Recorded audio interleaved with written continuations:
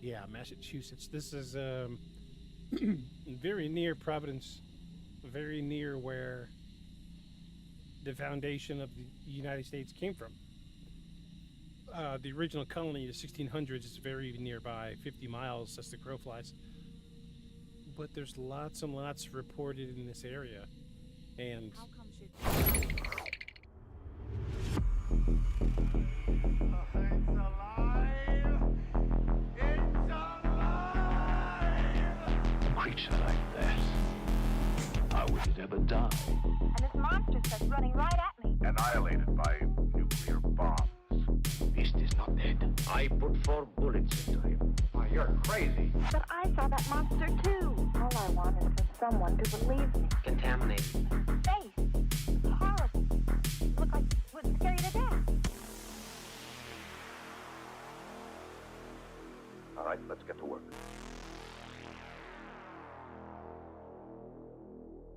Beyond the shadows.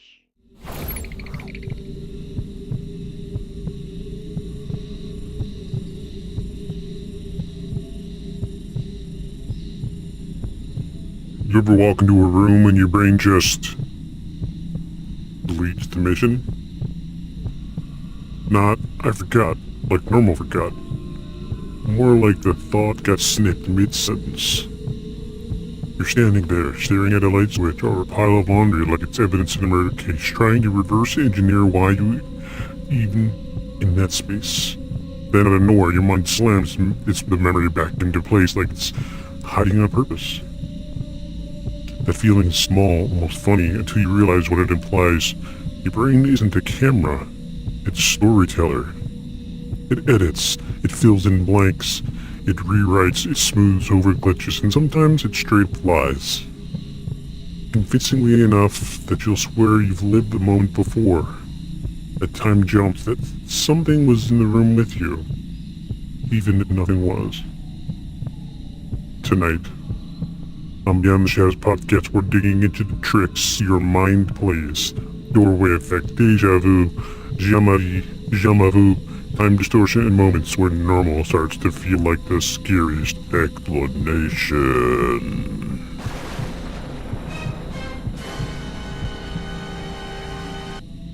that's right, folks. Welcome in, welcome in, welcome in. Round of applause for everybody. Wow, my mic is super loud. It's a little closer than normal tonight. Sorry about that. Yeah, round of applause. I've been here for an hour tweaking audio settings, and I think I got everything sorted. We are... I think we finally got our intro music playing correctly. This is supposed to be in the background this entire time, and I don't even know if everybody could hear it. If it's a little loud, let me know. But this is like our just our running audio. Welcome in, everybody, to Beyond the Shadows podcast, season 3, episode... Oh, shit, I forgot to update Twitch information. Womp womp. Wow, I did it everywhere else but Twitch. That's awesome.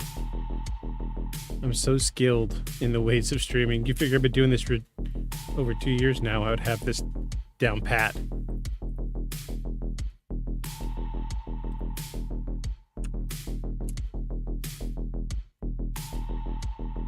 Let me get copy and paste right quick. Oh my gosh, embarrassing. Here I am, considering myself a professional. How's everybody doing? There we go. Twitch is updated. We're good now. We're good now. Welcome in, everybody. Season 3, episode 2 of Beyond the Shadows podcast. Season 3, everybody. We made it to season 3.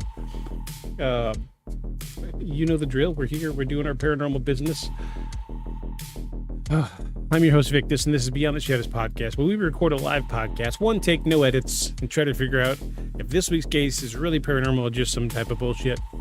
And this week we are discussing your brain is lying to you. Yes. A very interesting case. I've had this one on the back burner for quite a while now, and I was unsure how to present this. And it wasn't until I came across a few new things that I really wanted to tweak and put it into the script to do my best to present this the way that I felt like it needed to be presented. So I'm hoping, fingers crossed, that this is going to work out.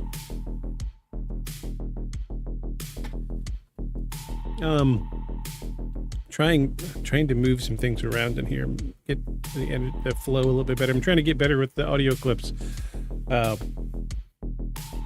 Anywho, season 3 started off great. We had a great first episode last week. Last week we talked about the Roswell UFO incident, the holy grail of the UFO community. If you know anything about UFOs, you know about Roswell. It was the first thing that I ever heard about when it came to paranormal. Back in the day of listening to Coast to Coast AM, staying up late and listening to the radio. Good times, really good times. Anywho, welcome in everybody. We're gonna dive right off into this. Let's get into this week's news in paranormal. We're gonna hit this up, and we have a few quick headlines, a few quick thoughts, and then we'll get back to the part where your brain gaslights you in 4K. So without further ado, here is this week's news in paranormal.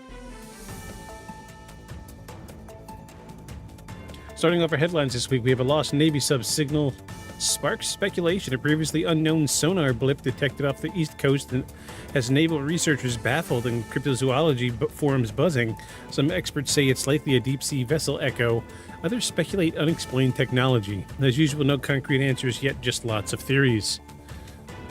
Sleep study groups reports shared hallucinations. A group of volunteers in a controlled sleep lab all reported seeing the same shadow figure during REM disruption episodes. Scientists call it, quote, unexpected but explainable. But in paranormal circles, it's already being compared to collective haunting reports. A small-town UFO video gains traction. A series of night sky clips showing erratic lights over a rural Midwest town have hit social media. Skeptics point to drones and lens flares, but believers are calling it something else entirely.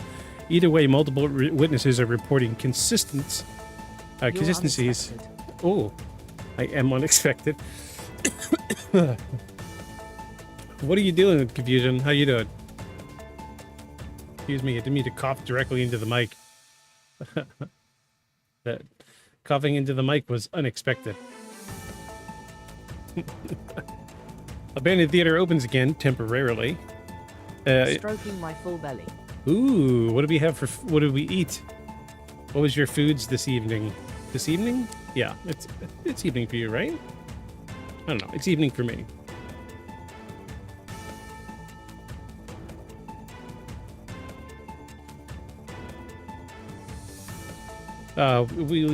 We have an abandoned leftovers of a sticky pork thing. Ooh, I love messy pig meats. Mmm. An old vaudeville house known for eerie footsteps and disembodied. Frozen and reheated, but edible. Hey, nothing wrong with that. I would have scooped it with chips. Poke your eyes out. How's it going? Welcome in. Welcome in. Hey,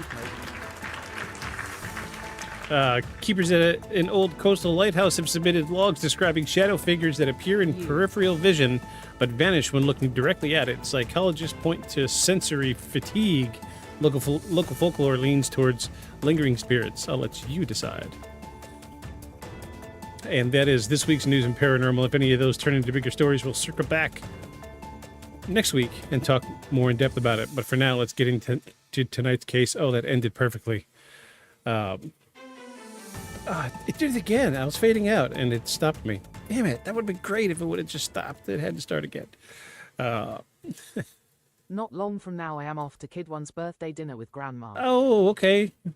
That's okay. I'm glad you're here. Thanks for popping in and visiting. You get a little round of applause. I finally got... Nice. I said it a couple weeks ago, and I went ahead and carved a little bit of time out. I have the Crazy Pills audio clip, and it is officially in the soundboard. Are you guys ready? Are you guys ready for this amazing sound clip? This is great. I'm very excited about this. It's for all my Zoolander fans out here. Doesn't anyone notice this? I feel like I'm taking crazy pills! Well, thank you for jumping into my side of things. Hey, sorry I didn't stick around very long. I usually try to pop on Twitch before I get going to see who's live and what's going on. I try to show my support when I can. Sorry it was drone, no mic time. No, it's good. Were you doing that live? Was that live? Were you making that music live? I was a little confused of what was going on.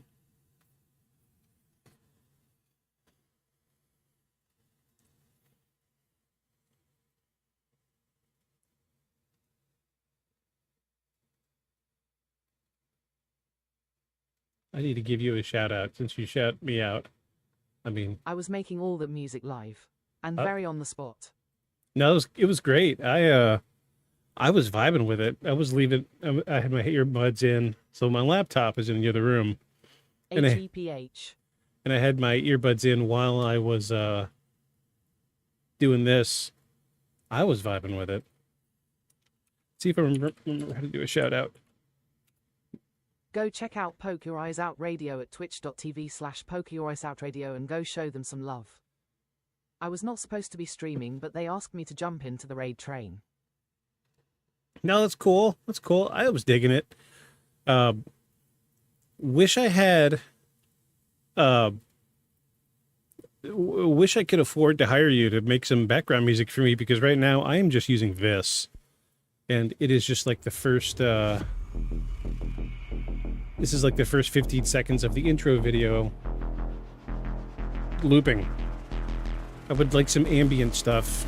I do have like ambient sounds that I play, but I feel like they're getting kind of old and tired.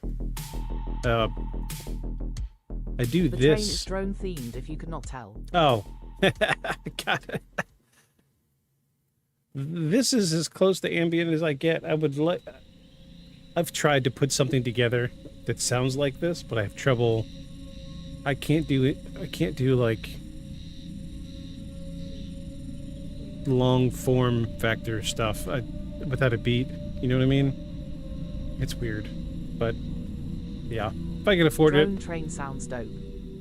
it was pretty cool. F's here, everybody. I would be happy to make something and charge very little. Free is a great price. Well, I would be honored to have you, and I would plug you every single week. Oh, that sounded bad. I would plug you every week. Geez. Yeah, we could talk about it. We talk about it later. It's fine. I'll send you a message or something on Twitch. Any hoots and hollers, I'm glad everybody's here. Let's get some sounds going in the background while I talk about this. Yeah, I'm glad everybody's here. Not the sound I meant to play. Glad everybody's here. Season 3 starting off great. We're doing something a little different tonight. I don't know if the title in Twitch updated or not, but we're doing... The title of tonight's episode is Your Brain is Lying to You. We're the doorway effect, deja vu, and the illusion of reality. Not explicitly paranormal, but still pretty dang interesting. Geez, I need to push this mic back. I'm sure that mic sounds nice and loud in everybody's ear holes. I'm very excited tonight. You see him. Okay, birthday dinner time. Hey, glad you came, buddy.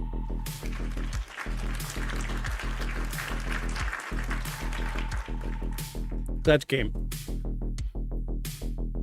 5 minutes is better than 0 minutes. I'll take it.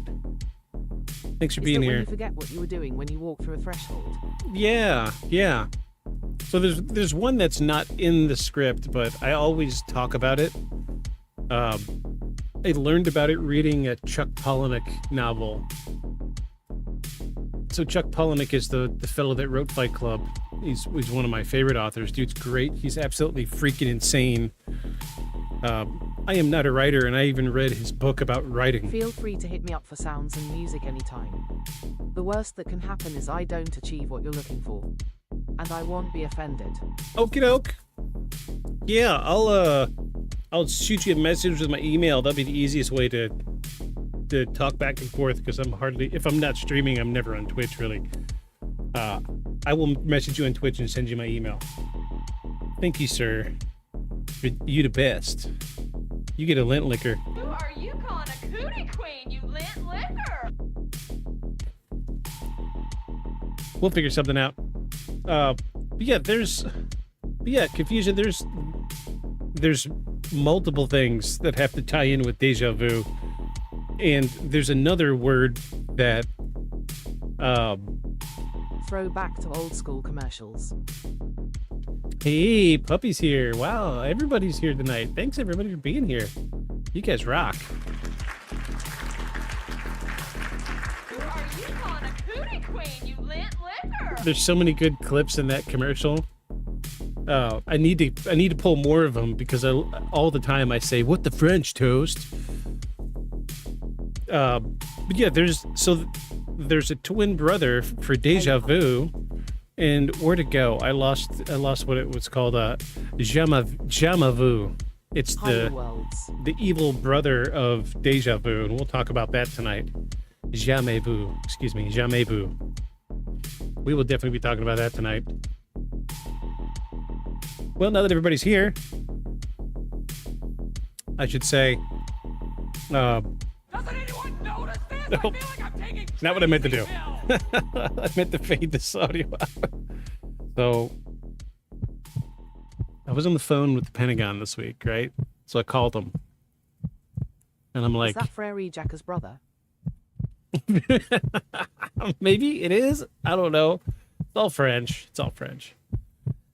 So I was on the phone with the Pentagon this week, and I'm like, hey, what's going on with this disclosure stuff? I want to know. I mean, when are we going to finally get it? When are you guys going to tell us?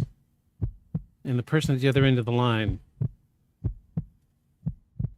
they leaned in real close to the phone, and they said, hey, I need to ask you one question before I tell you about disclosure. And I'm like, yeah, what is it? And you know what they asked me?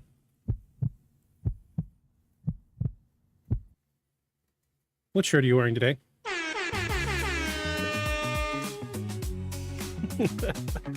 I try to have fun with that every week.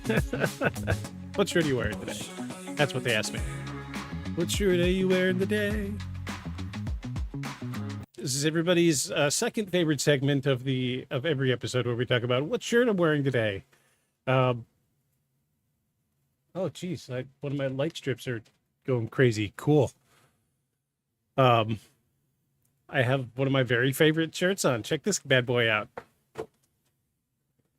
It's a Japanese Mothman drinking strawberry milk for some reason. I don't know what the Japanese says at the bottom, but I'm sure it's something fun. Probably like Monster or Mothman or strawberry or milk, something like that. I don't know. But I'm wearing a strawberry milk Mothman shirt tonight. Apparently it's a trend. I don't know. I don't freaking know. What do I know anymore? I don't know what I know. But that's what shirt I'm wearing today. Glad you're all here. Probably going to start wearing a hat more often.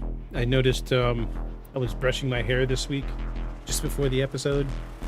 And you see how much gray I have here. I have so much more gray up here now. My hair is growing out. I haven't dyed my hair in so long that I have more gray than I want the world to know about. So I'm probably going to be wearing a lot more hats. Anywho, anybody in chat, you're welcome to tell me what shirt you're wearing today. I'd be glad to hear about it. I love shirts. Gray is cool. I have a lot. More than I thought I had. My mate went gray in his 20s and looks cool.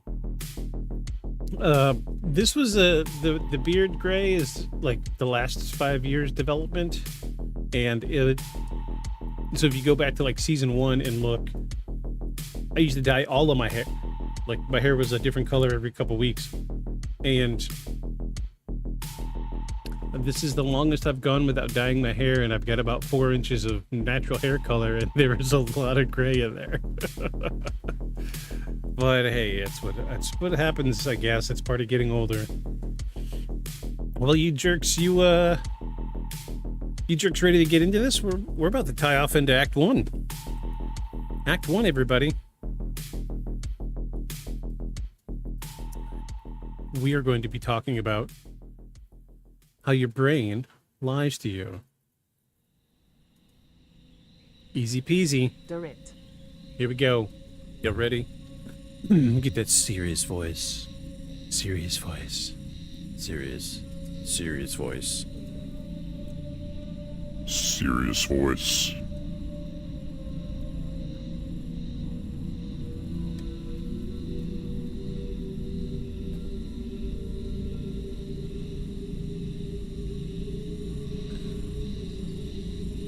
This is Season 3, Episode 2 of Beyond the Shadows podcast. Tonight we're talking about the way our minds trick us. And this, my friends, is Act 1. The brain is not a camera. Act 1. If you take nothing else from this episode, take this. Your brain is not built to show you reality. It's built to keep you alive. And those two goals overlap most of the time, but not always. We grow up assuming perception works like a recording. Light hits your eyes, sounds hit your ears, the brain receives it, stores it, and then you can pull it up later like a save file. That's the way it feels. It feels clean, direct, and reliable. But under the hood, your brain is doing something way stranger. It's making guesses. It's building a model of the world in real time. It's constantly cutting corners because it has one thing to do. There's too much information, too many sensations, too many tiny details that don't matter for survival. So it prioritizes them, filters it, compresses it, predicts. You don't experience the raw input, you experience the final product. A stitched together story that usually works so well that you never notice the stitching.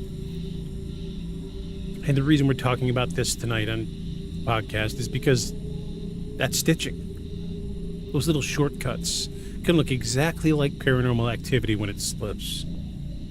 A door frame becomes a trigger that wipes your intention. A random memory hiccup becomes a moment that feels like time looping. A fatigue-driven glitch becomes a sensation of being watched. A brain trying to be efficient becomes a brain that, in the wrong moment, becomes terrifying.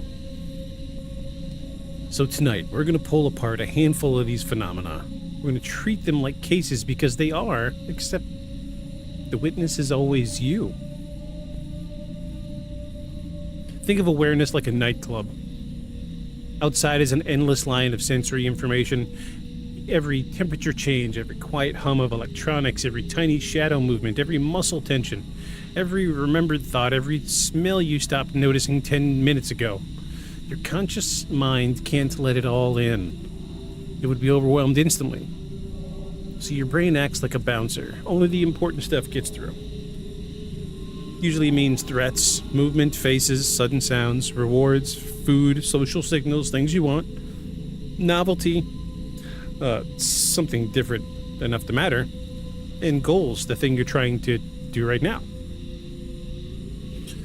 When the system works, you feel like you're seeing reality. And when that system misfires, you feel like reality misbehaved. And that's the core theme of this episode, that sometimes the haunting is the bouncer having a bad night. That makes me think of, like, what was the one of, like, 50 Superman movies where Clark Kent is young and he's, like, hiding in, like, a mop closet at his school because he can hear and see everything? I feel like if our consciousness wouldn't be able to filter out the things that were unnecessary, that's what we would see. Let me see if I can find that. Now I want to...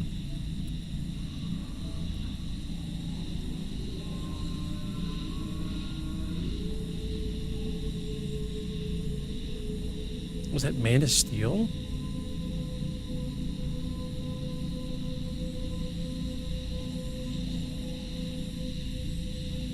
Oh. Yeah, I think that's it. Let me make sure this is muted. I don't know I could show all of this. There's some boobs.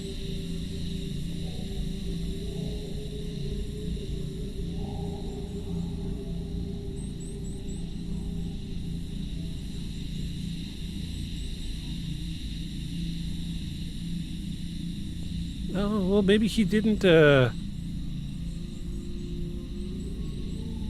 maybe he didn't hear and see everything while he was in the closet. No, he went in the closet to like, get away from all the noises, I guess. Yeah, I can't show the clip that I want to show because it shows him accidentally looking through his teacher's shirt, and there are some boobs, so we're not going to look at those. But yeah, that's exactly what we're getting at here is our consciousness filters out the unimportant information. And it's necessary because if we take in too much, it's like trying to take a sip from a fire hose, right? It's gonna hurt.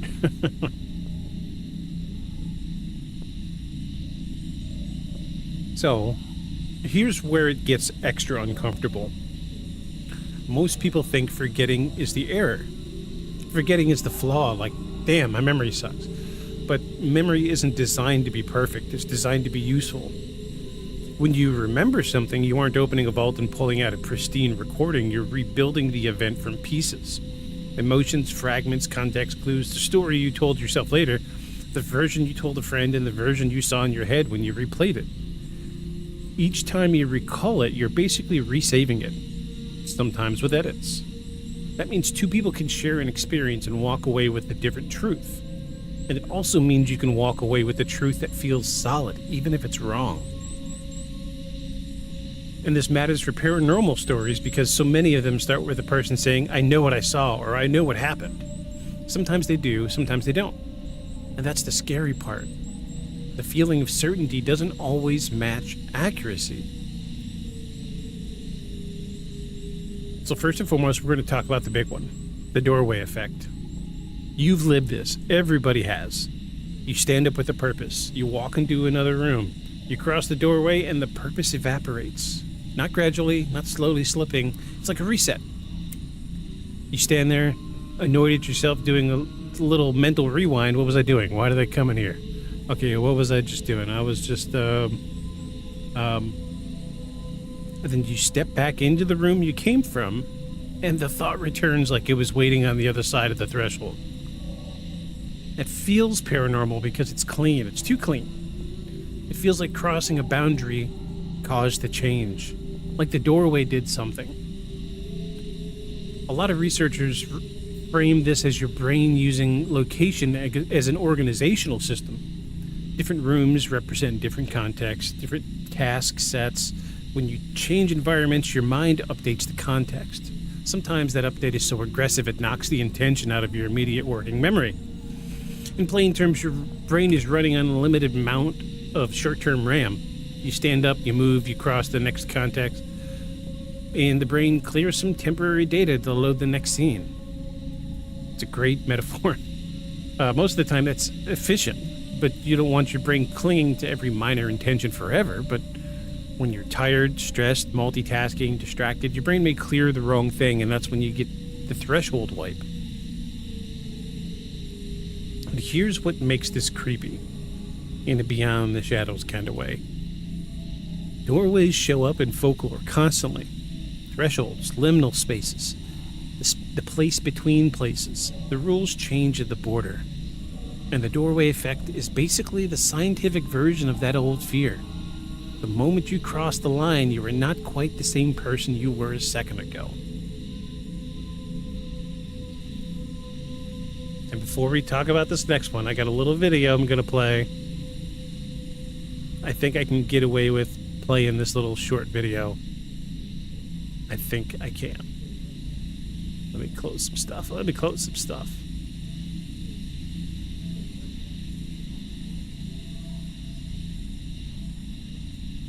I'm certain you'll all remember this. I know you will. Because I did. Matter of fact, the thumbnail for this episode has this scene in it. I'm even going to play the audio.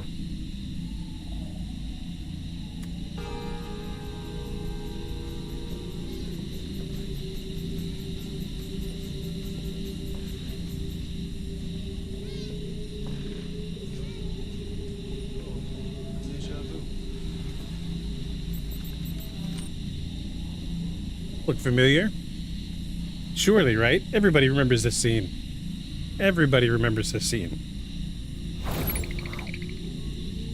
The Matrix was one of the first places that really made us stop and think about déjà vu, right? I know for me, it was the first time I really looked at what was going on in my brain every time déjà vu happened. And it was because of The Matrix. Now, admittedly, The Matrix had a different concept of why déjà vu happened. I understand that. Come on. What are you doing, window? The freaking crap. Script? Minimize where I had you. So, déjà vu. Everybody knows déjà vu. Everybody's seen it one point in time or another in their life. Déjà vu is weird. Déjà vu isn't just, this feels familiar.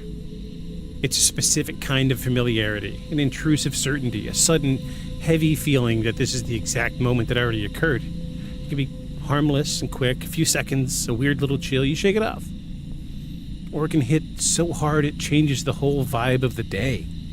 Because if your brain can tell you confidently that a moment already happened, what else can it tell you with confidence that isn't true?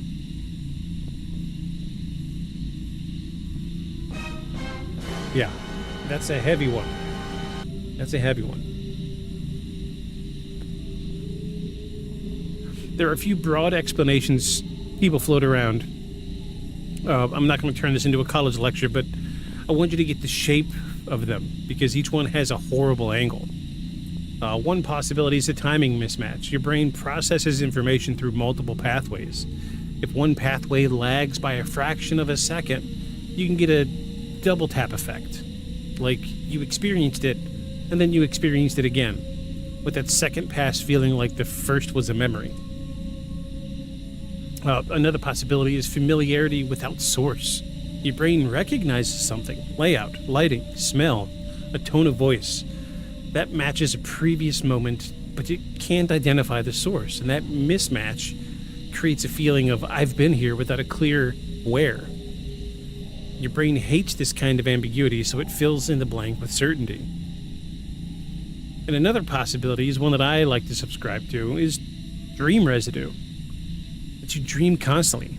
Most dreams are forgotten, but your brain might have built a scene or a sequence that remembers your current moment, that you're living a beat that matches something your mind already simulated.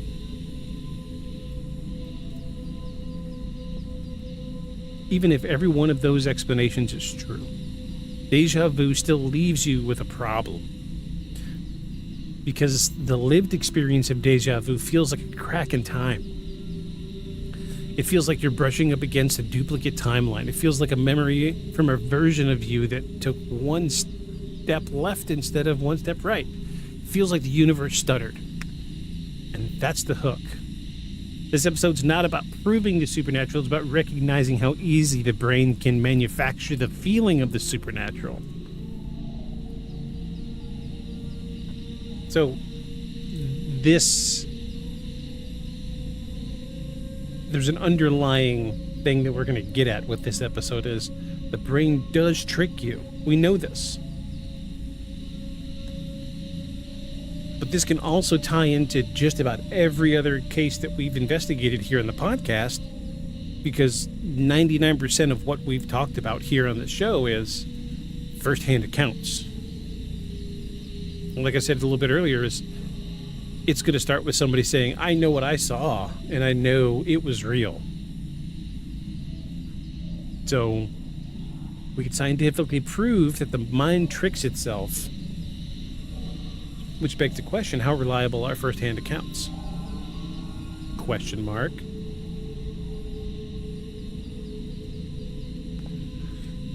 So then we have jamais vu. Déjà vu has an evil twin that doesn't get talked about as much as jamais vu. Jamais vu is the opposite of déjà vu. Instead of the new feeling familiar, the familiar feels new, strange, unreal. This one happens to me a lot. This one happens to me a lot more than déjà vu. So you look at a common word you've written 1,000 times, right? This is how it happens with me. And it stops looking like language. It looks like shapes. You repeat your own name 100 times and suddenly it sounds wrong, like it belongs to someone else. You walk into your house for a second and it doesn't feel like yours. Jamais vu is the kind of thing that makes people question their sanity, even if it only lasts a moment. Because familiarity is a stabilizer. It's part of how you know that you're you, and how you know you're in the right life. When the stabilizer fails, even briefly, you get this cold little thought. If this feels unfamiliar, then what is real right now? This phenomena is one of the reasons mundane life can suddenly feel like a horror movie without any monster showing up. The monster is the perception shift. And here's the secret glue tying all of these together. They're not rare. They're not exotic. They're not limited to people who believe in paranormal stuff. They're built into the hardware of our minds. So I did not know that that was called jamais vu until doing the research for this. It just happened to be last week. So I work on boats. I sell electronics on boats, and we were talking about something. What was it? We were talking about, like, I don't know. I forget precisely what it was. Some hardware that we were going to install, and we used the word 100 times. And I wrote it down on my little notebook that I usually keep in my work shirt pocket. And as I'm writing it down, I'm looking at the letters, and it, like, snapped in my mind, like, I know this is the word, and I know I just wrote it down, but why does this look wrong? Like, I mean, surely everybody has had this happen at least once, like say the word, cellar door 1,000 times, and by the time you're done, cellar door is going to seem foreign to you. That's jamais vu, and it happens to me more often than déjà vu does. Jamais vu is creepy. Jamais vu, when it hits me, I've got to, like, stop what I'm doing and actually go through the thought process in my head and tell myself, I got to put this out of my brain for a little while so I can stop thinking about it. So that way when I come back to it, I'm going to know what the hell it is next time I look at it. Jamais vu is really weird. And again, I didn't know that's what it was called, but...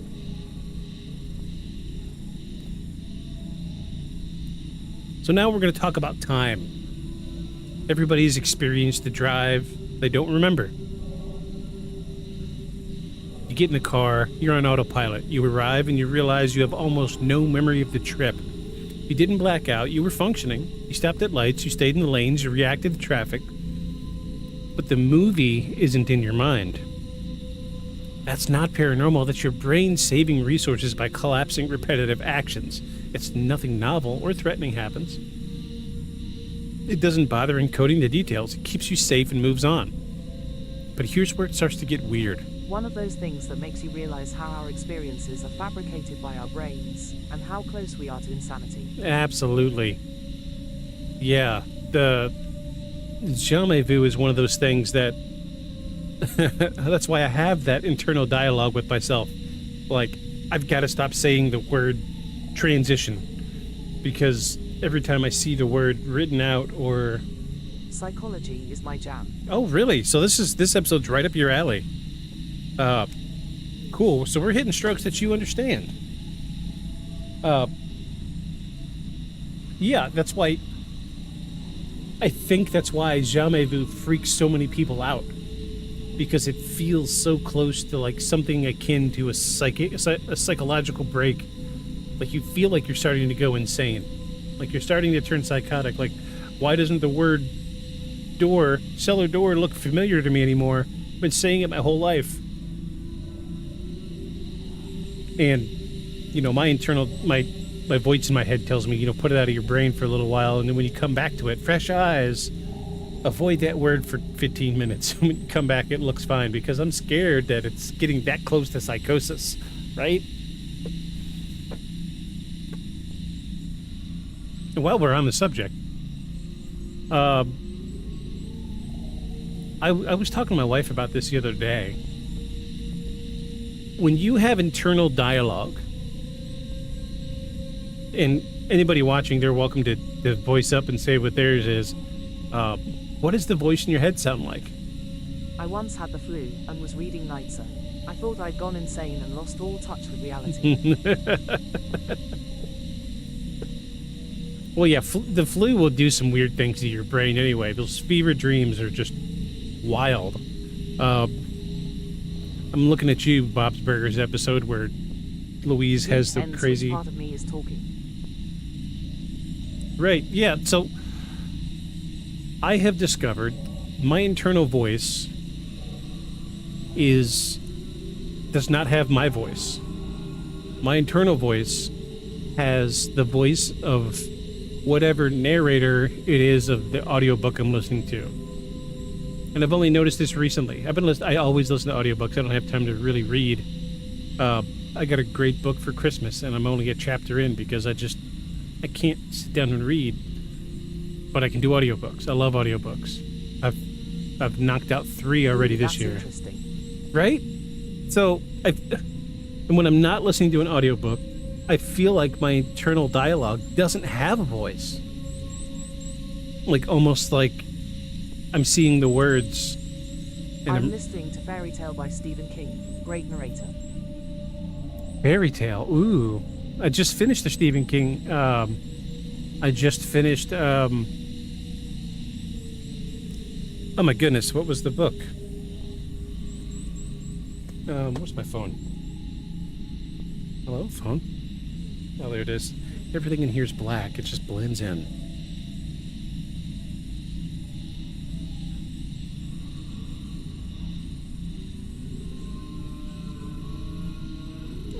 Let me see.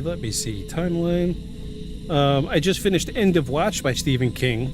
So it's a trilogy, the Mr. Mercedes trilogy. It's the last book in the series. And what was the guy's name that read it? Oh my gosh, dude, it's fantastic. Hold on.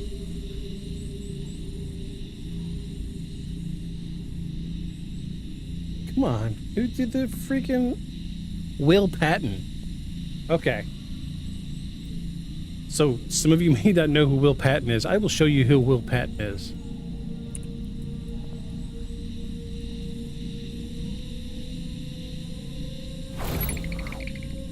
This guy. He read the Stephen King book, and dude's just got one of those voices. Like, it's a strange, like he's a great actor.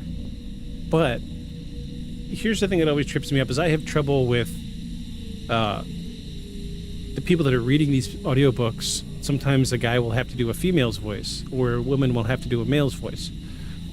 And sometimes it's just not right.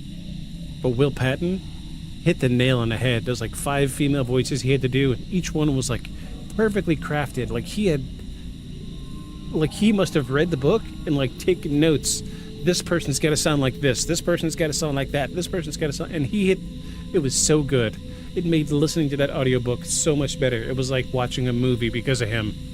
Will Patton is my favorite voice actor when it comes to audiobooks right now. But he's been in like, Remember the Titan? I remember the Titans. A couple of the Purge movies, Gone in 60 Seconds, Armageddon. Jeez, the Mothman Prophecies? There we go. All right. I mean, he's been in a bunch of movies, and I did not know that he did voice acting. And just made the entire book such a wonderful experience.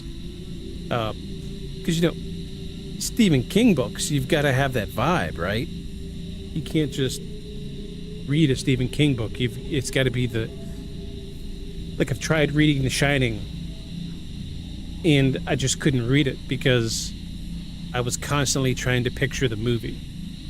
The vibe was off. I want to read the book, but it comes down to the voice actor, especially with audiobooks. Fairy Tale by Stephen King. I don't know that one. I've recently started getting back into Stephen King, and I'm enjoying his books again. The Long Walk was great, by the way. The book was great. The movie was trash. I didn't even make it to the end of the movie.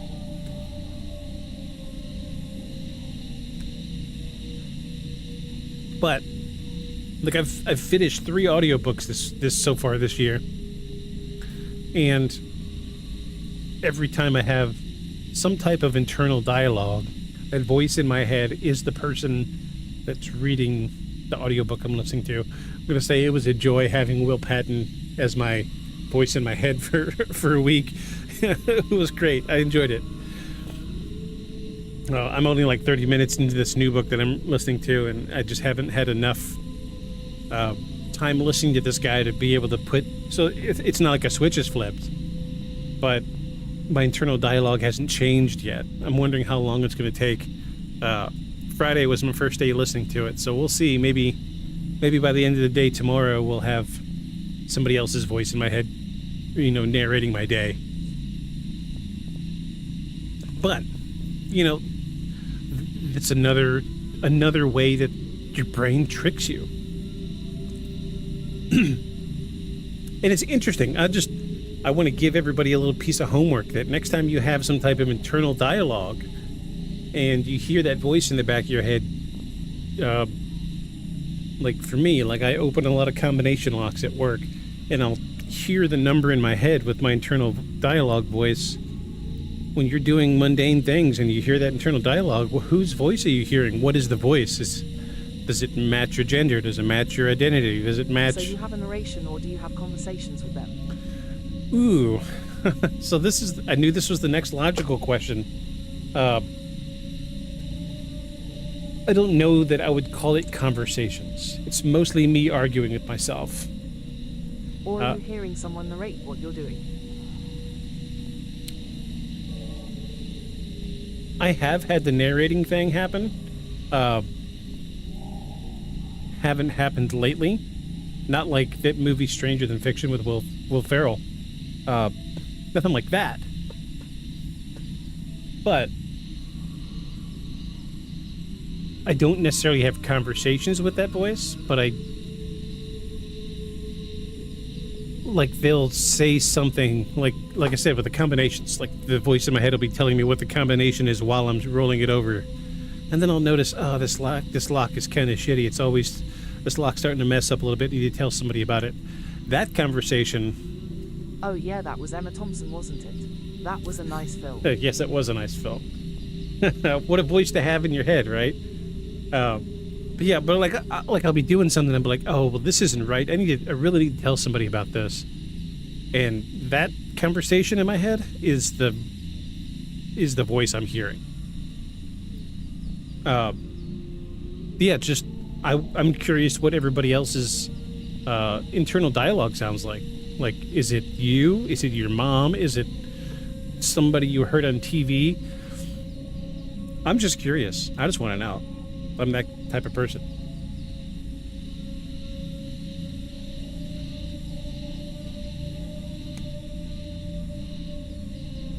But depends who's saying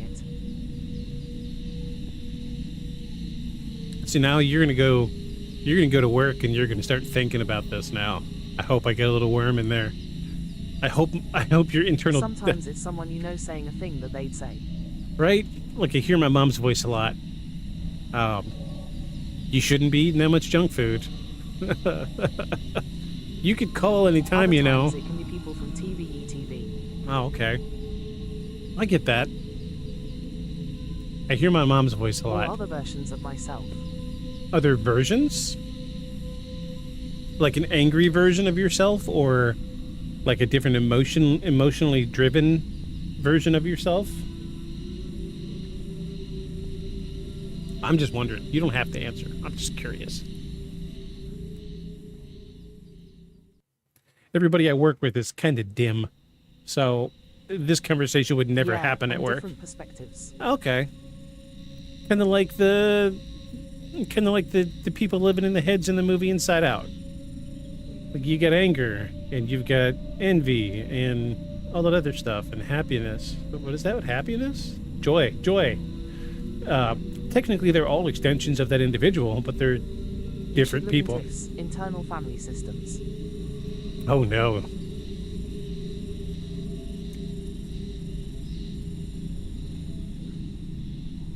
A psychotherapy model seeing the mind as multiple parts, projections, wounded exiles, led by a core self aiming for interharmony, but it also stands for International Featured Standards. Nope. It's about parts of you being trapped in past traumas, and they act on your brain like they're still where they were. Okay, I get that. So that must be where, like, the break for multiple personalities happen. That makes sense. Yeah. Yeah, because usually... So, like, I'm thinking of that movie... Oh, geez, I've watched a lot of movies. What was that movie with the And dude... the therapy is about having conversations with him, resolving their issues, etc. What was that movie with what's-his-face from X-Men, where you had all the different personalities? Yes, exactly. It's all a big spectral soup. Okay, yeah. Jeez, guy who played Professor Xavier. James McAvoy. Ooh. What was that movie? Split. Yeah. Yeah, the movie Split. Like in the movie Split, he had like 30-something different personalities in his head. A great guy to read The Brain and How It Works is David Eagleman. Top recommend. David Eagleman. Let me grab my cellular device. I'll see if I can grab an audiobook there. I'll listen to it at work. Really accessible.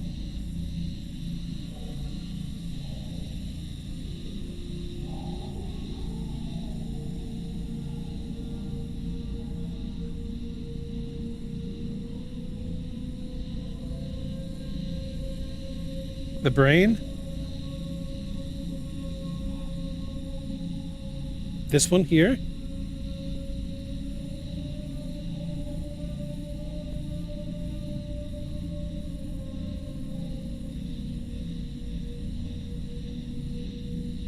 Yep, that's a great starer.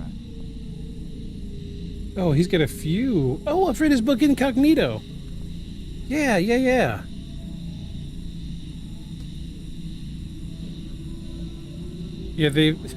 I love this app. It's great. Live Wired is his most recent, that I haven't read yet. Yeah, was that the one? That was the one I read, I think. No, I read Incognito. Yeah, I see Livewire in here. I love this app. Here in the States, you can get a library card and connect it to an app that lets you get access to digital books and audiobooks. And you can look up the books and you can find the audiobooks, but sometimes the system you're in doesn't have copies of that audiobook, but you can request it. That one is not available, but I will request it. And if you want a great behavioral psychology one, read Predictably Irrational by Dan Ariely.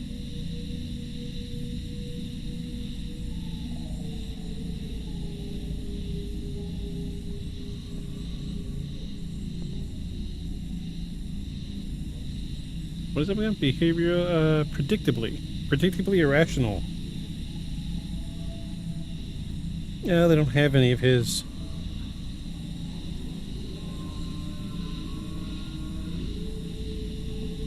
I'll see what I can find, though. Thank you for the recommendations. I've got them in my app now. Similar to the stuff you're talking about, Tom Geet. It's good. I love this stuff. I like. I've always had a soft spot for psychology. I've wanted to get into it, but I've never been able to carve out the time to do the college and to do the learning. He's got YouTubes and TED Talks. Did a lecture of Coursera. Oh, Coursera. Yeah. No, maybe that's where I heard the name from, because I do listen to a lot of TED Talks. Eagleman is a great start. I will listen to some Eagleman. I requested a copy of his book, so we'll see how long that takes. But thank you for the recommendations. I'm always down for recommendations and audiobooks. I will destroy a book in 2 days. Yeah. What site is that for? It's an app. The app is called Libby. I think I can even pull it up on my computer Please here. volunteer, I will totally narrate it.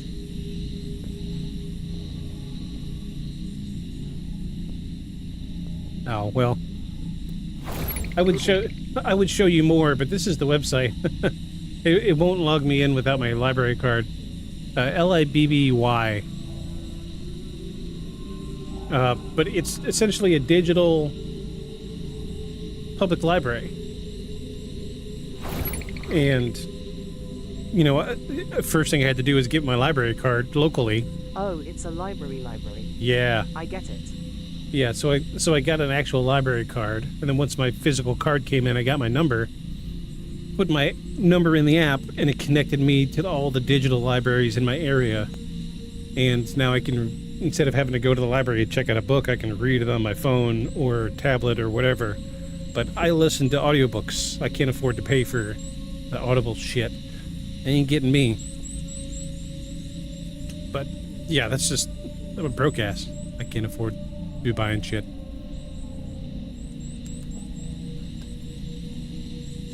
Anywho,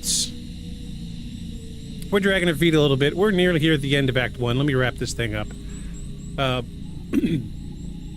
So even if all of this is just brain mechanics, it doesn't make it comforting. It doesn't make it less eerie, and it just changes what's scary. Instead of being afraid of something outside of you, you're afraid of the idea that your own mind can lose your intention at a doorway, or fabricate familiarity on demand, or strip familiarity away like it never existed, or compress hours into minutes. It still feels normal. Still feels like you. And that's why this episode is on Beyond the Shadows tonight, because the argument isn't ghosts are real. The argument is your perception is fragile. And if it's fragile, it's exploitable by stress, suggestion, environment, fatigue, and maybe, if you want to keep the door cracked open, by things you don't quite understand.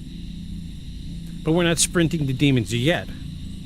In Act 2, we're going to go deeper into memory itself, false memories, misremembering conversations, the way your brain fills in gaps, and how easily the mind can produce a witness testimony that feels rock solid while being completely wrong.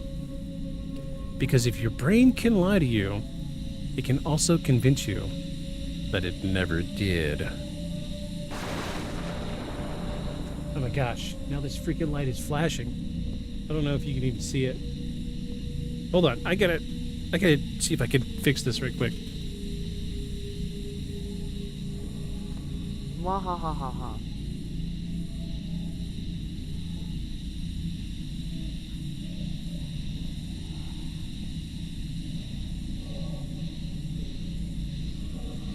Oh jeez, I think one of my big LED strips in my ceiling just quit.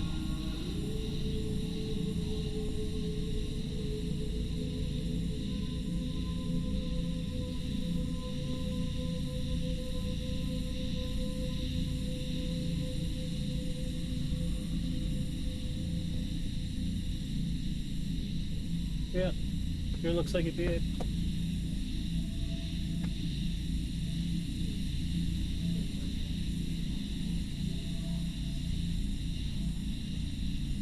Wow.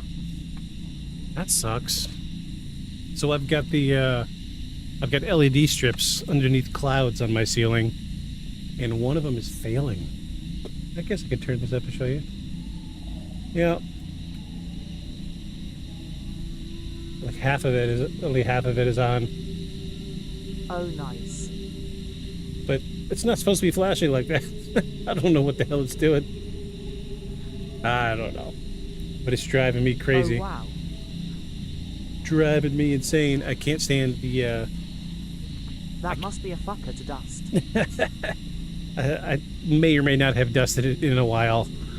It might be time now, because I'm pretty sure all of that's gonna have to come down to replace that strip. It'll be alright. We'll get it figured. I got 2.5 years out of it. It did good for $10. Yeah, I desperately need to dust my roof. Yeah, I actually took a leaf blower to a part of my... Whoa, big flash. It's trying like hell. I took a leaf blower to my porch today because I didn't want to sweep the porch, so I just took a leaf blower and blew it all the way off. I didn't care. Did you make the clouds? Yeah, it's a bunch of old pillow fill. I had a bunch of pillows back before I got married, and I saved them. And when we moved into this house, I just cut them open and took all the pillows fill out. And then just used like a spray glue. That... I thought it was over here. It was over here. Yeah, just like a spray adhesive. Oh! It turned on. Cool. There we go. Check it out. Oh, it turned off as soon as I pointed to it. Damn it. The universe is fucking hating me tonight. Yeah, I used like a spray adhesive. Sprayed it on the ceiling and then just stuck the pillow fill to it. But first I put like an LED strip down. Oh, it's driving me crazy. Yeah, I think it looks awesome. My intention was to do this entire room, but now that I see how quickly this one is failing, I think I've got like another 200-foot long strip underneath my desk. At peak, it looked awesome. I have like some Lego Star Wars ships hanging from the ceiling, like they're flying through the clouds of Andor.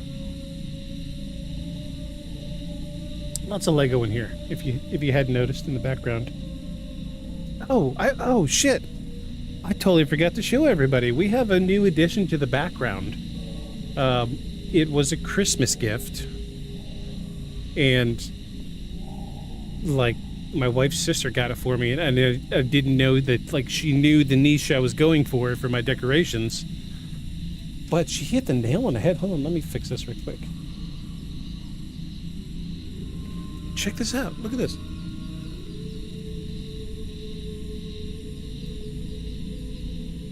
Emotional support dino nuggies. It's a plush. These are like little plush nuggies in a basket.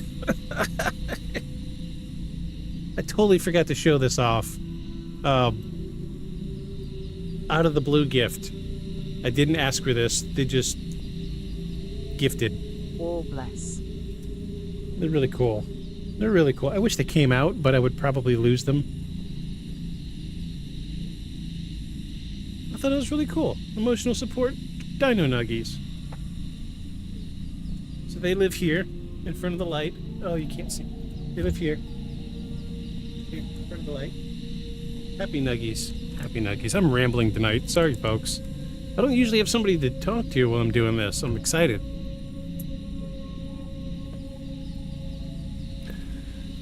All right, well, we've knocked out Act 1. We've got 4 more to go. Took us an hour to get through Act 1. Let's rip through a couple of these. Geez, and I even have more script than usual tonight. Let's go ahead and rip through Act 2. Let me get a little more of this in my system. So Act 2, we're going to talk about memory. And it's a story that you keep rewriting. This is Act 2, everybody. Act 2.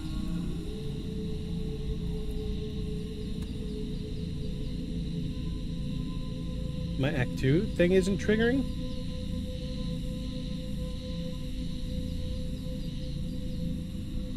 Do I have to do it by hand?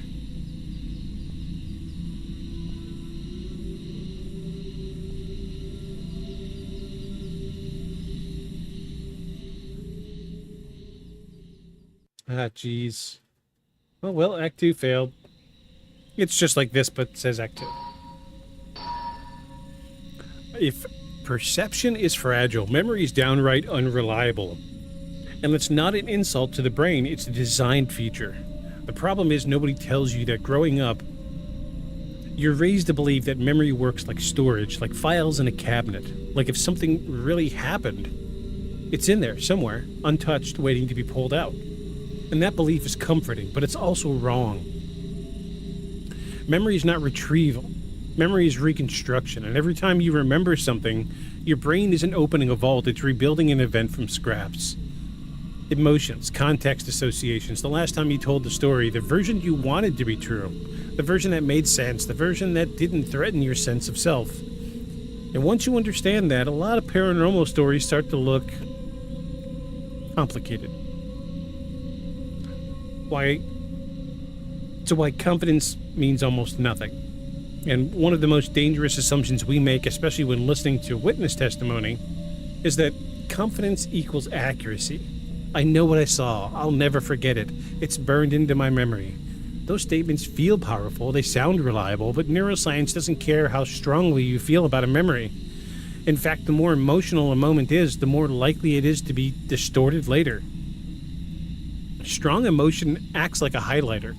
It makes certain details glow while washing out others entirely. Fear narrows focus, stress collapses timelines, shock freezes fragments and discards the rest. So when someone recalls a terrifying experience with crystal clear clarity, what they often have is crystal clarity around a few details, surrounded by reconstruction everywhere else. That doesn't mean they're lying, it means their brain did what brains do. But here's where it gets uncomfortable fast. Humans can form detailed, emotional, vivid memories of events that never occurred. Not hypotheticals, not vague impressions, full scenes, conversations, sensations, confidence. This doesn't require hypnosis. It doesn't require drugs. I almost said it requires drugs. Jeez. It doesn't require mental illness. It can happen through suggestion alone.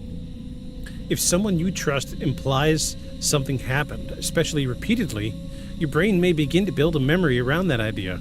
Each time you think about it, the memory becomes more detailed, more real, more solid, and eventually it stops feeling imagined. It feels recalled.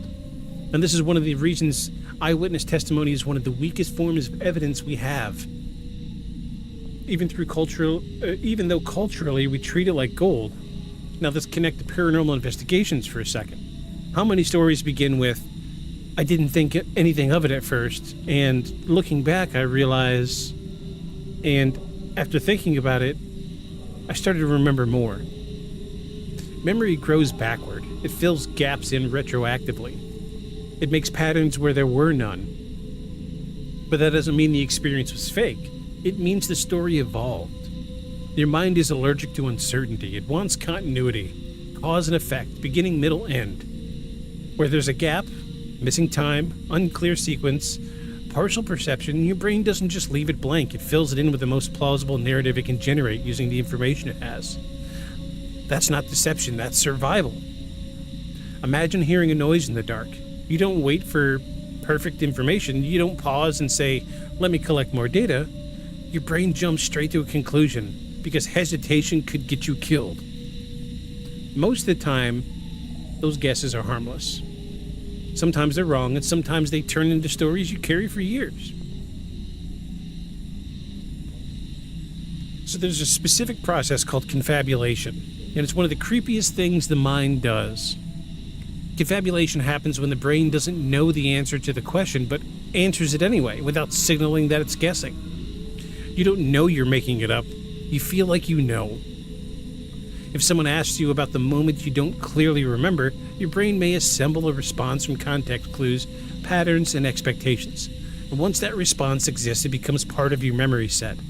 And later, you may remember the answer, not the uncertainty that preceded it. And this matters a lot when people are being interviewed about strange events, especially if questions are leading. Potatoes.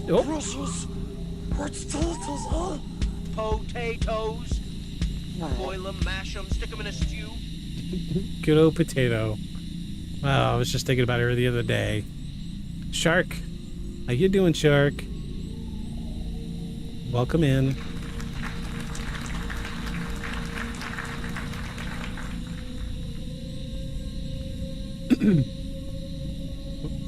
We also have Chicken Attack in there. I will do Chicken Attack. Sorry, had to run to the store. Hey, no big deal. Glad you're here. You You do the potato. I'll do the chicken attack.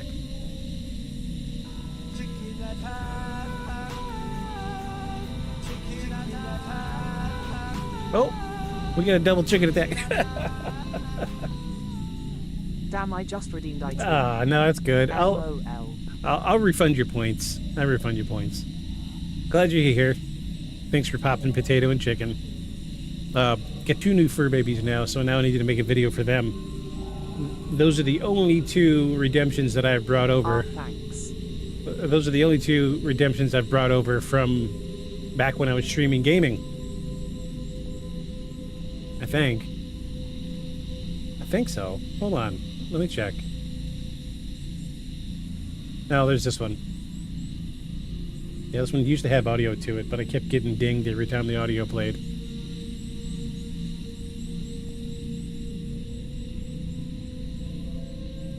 Anime girl dancing on my face. So welcome in, Shark. Tonight we're talking about the way your brain is lying to you. Déjà vu. What was the other one? Jamais vu. Misremembering.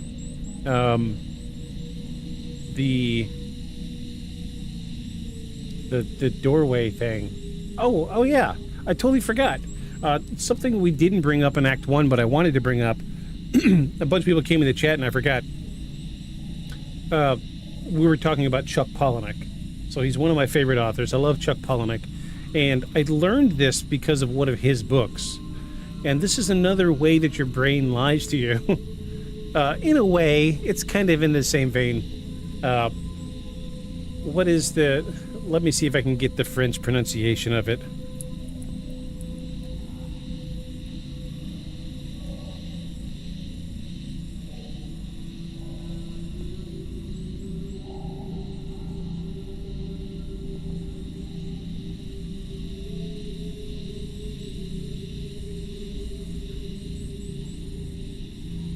Okay. L'esprit de l'escalier, which translates to the spirit of the stairwell. So, imagine you're in a confrontation with somebody, and they're coming at you. They've got all these sharp, witty things they're saying, and you're like, well, I'm gonna hit you in the face. Yeah. And then you turn around and walk away. And then when you're outside, like 100 feet away, and you're stomping your feet after the confrontation, you think of the perfect thing to say. That is the spirit of the stairwell. Not necessarily the way that your mind tricks you, but it is kind of in the same vein as déjà vu and jamais vu. Jamais vu, excuse me. Spirit of the stairwell. I am not going to try to pronounce that in French ever again. But I did pick that up from a Chuck Palahniuk book. So why memories change when you talk about them? So here's another uncomfortable truth. Every time you tell a story, you alter it. Not because you're dishonest, but because you're recalling a memory that puts it into an unstable state. When it gets, quote, saved again, it may come back slightly different. You emphasize what got a reaction. You streamline confusing parts. You add clarity that wasn't there at the time. You drop details that didn't seem important. And over time, the version you remember is the polished version, not the original experience. That's why 2 people could experience the same event and years later disagree completely. Not just on interpretation, but on basic facts. And again, the confidence doesn't help. The more often a memory is recalled, the more confident the person usually becomes, even if the memory drifts. So let's push a little deeper. Your memories aren't just records, they're part of your identity. They tell you who you are and where you've been and what you've survived. So when a memory is challenged, especially a meaningful one, it doesn't feel like a factual dispute, it feels like a threat. And this is why people will defend a memory even when shown evidence that it's wrong. Because correcting the memory would mean rewriting a piece of themselves. In paranormal cases, this is where things get volatile, because the experience often becomes the defining moment of someone's life, the thing that explains everything that came after. Take that away and you don't just lose the story, you lose the meaning. So now zoom out from individuals to groups. Touching on what we talked about the end of season 2 here, the Mandela effect isn't about being wrong, it's about being wrong together. Large groups of people sharing the same incorrect memory with complete confidence. This happens because human memory is social. We borrow details from each other. We reinforce narratives. We align our recollections to fit the group.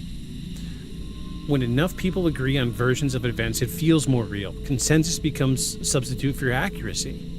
And that's why certain false memories spread so effectively. They're clean, they're satisfying, it makes sense. Reality, on the other hand, is often messy. So at this point you must be thinking, okay, so memory is flawed. That explains a lot. And it does, but it also creates a new problem. Because if memory is this flexible, then this editable, can't really just say that quickly, editable. Memory is not edible. That is cannibalism, people. It is frowned upon.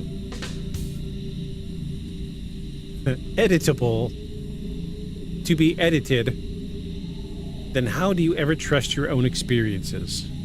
If your brain can insert details, erase context, reorder events, and generate certainty without accuracy, then how do you separate a genuine anomaly from a cognitive shortcut? I see your little Mothman.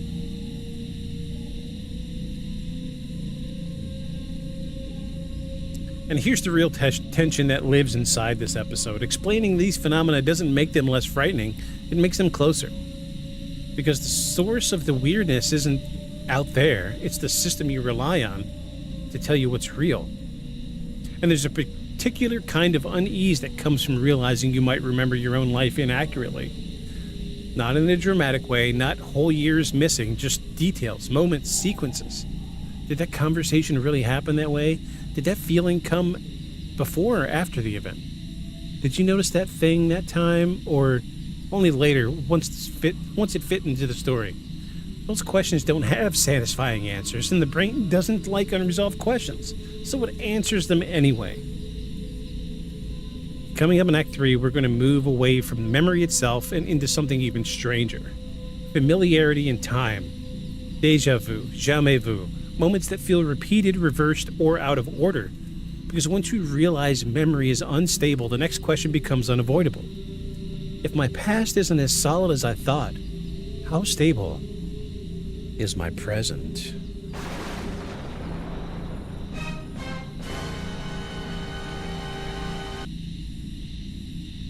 So this seems like a good point to come out and say, now that we're seeing how... Done doing. That's right. I love my soundboard. It loves me back.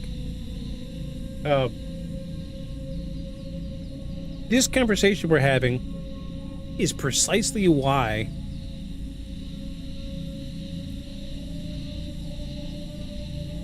polygraphs, the lie detector tests, you know what I'm talking about? This is why polygraphs are not admissible in court. Because your brain can convince you that what you've seen was real, or what you didn't see was real, or what you heard really happened. Your brain does fill in blanks. It's kind of like pareidolia. All right, so you're sitting in a dark room and you can't see the walls on the other side of the room, but if you stare into the darkness long enough, you're going to start seeing faces or shapes moving, whatever. That's pareidolia. Your mind loves to fill in gaps. It doesn't like unanswered questions, and that's why polygraphs are inadmissible in court today. You look back, I mean, even back to the 70s and 80s, people were taking polygraphs,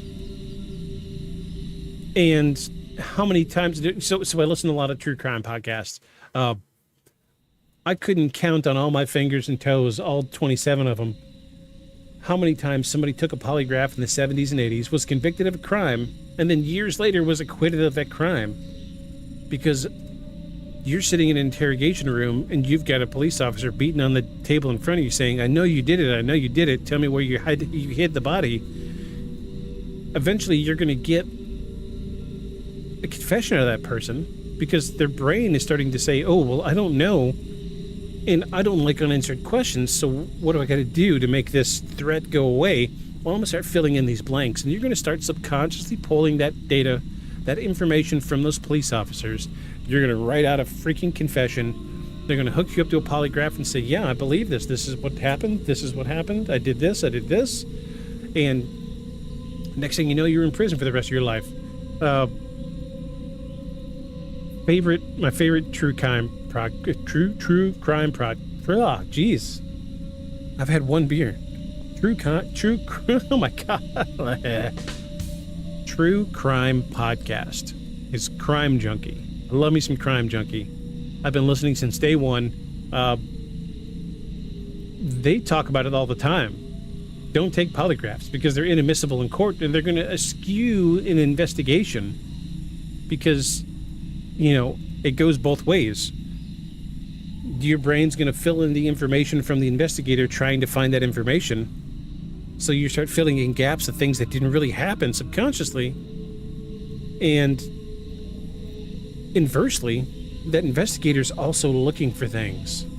He doesn't know, so he's looking for details too. So when they hook you up to a polygraph, they say, oh, well, he believes that this is true, so this must be the thing. Yeah, let's send this guy to prison for the rest of his life. He killed that lady. This is why polygraphs are inadmissible in court. Your brain can fabricate entire storylines. Don't fall for it. Look here. This is my best piece of legal advice for anybody. If you're ever pulled into a police station, ask for a lawyer. Just ask for a lawyer. Don't agree to a polygraph. It's old science. It's not even science anymore. All they're doing is reading brainwaves, your reactions to questions. If somebody... So, I'm going to twist this. I'm going to twist this a little bit. I'm going to twist this up. And I hate to do this because it's going against what I believe in as a paranormal investigator. If somebody goes out and really believes that they saw a UFO, but it was really a star, your brain's filling that gap. Oh, I saw a UFO. I know I saw a UFO. I remember it clear as day. See, here we already have that confirming dialogue. I know it happened. I know it happened. All right? Hook me up to a polygraph. That's the first thing you're going to say.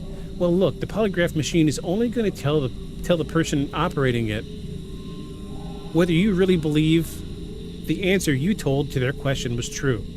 That's it. That's all it does. You can convince yourself that you really saw something. Hook yourself up to a polygraph machine, and this all it's going to say that you really believe it. That's it. Polygraphs are horrible. Don't ever get hooked up to a polygraph machine, folks. Don't ever do it. It's just going to complicate things, make it worse. It's going to ruin your life. All right, well, let's dive off into Act 3. When time and familiarity break.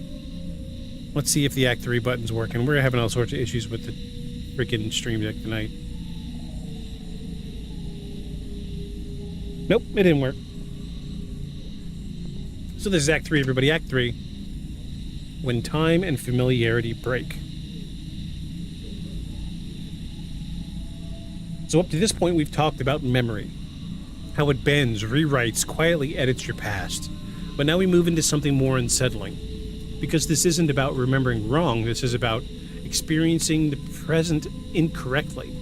This is where people start to say things like, I swear this already happened, and something felt off, but I can't explain why, and it was normal, but it didn't feel normal. And that's a dangerous group of sentences, because when the present moment itself feels unreliable, you lose your footing fast.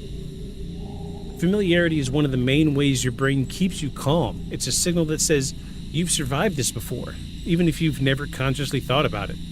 Familiarity reduces stress, lowers cognitive load, and lets your brain operate on autopilot. Most of the time, that's helpful. You don't want to analyze every step on the stairs or every turn on your drive home. Familiarity lets you move through the world without burning out. But when familiarity shows up where it shouldn't, or disappears where it should be, you get a psychological whiplash. And that's where things start to feel paranormal. So we're going to dip our toes back into Déjà Vu for a minute. So Déjà Vu deserves another pass here because it's not just a memory glitch, it's a misfire of familiarity. The defining feature of deja vu isn't the thought, this happened before, it's the certainty that comes with it. A heavy, intrusive certainty that feels imposed and not reasoned. You don't decide you've been here before, your brain tells you. And that's important because it means deja vu bypasses your logic. It feels authoritative, like a message delivered, not a hypothesis. People often describe deja vu as a sudden pressure, a sinking feeling, a brief dissociation, a moment where everything feels slightly too aligned. And you notice how often people say the same thing afterward. I felt like I knew it was going to happen next. That's where the fear creeps in, because for a split second your brain isn't just telling you the present is familiar, it's suggesting the future is already written. And that's why that scene in The Matrix is so... it racks you to the core, because we've all felt deja vu. But I got something I want to say about deja vu. We're going to talk about that towards the end. Yeah, we're getting really scientific about deja vu and jamais vu tonight. But at the end of the episode, we still got to figure out if this is paranormal or not, right? So we're not just talking about this for shits and gigs.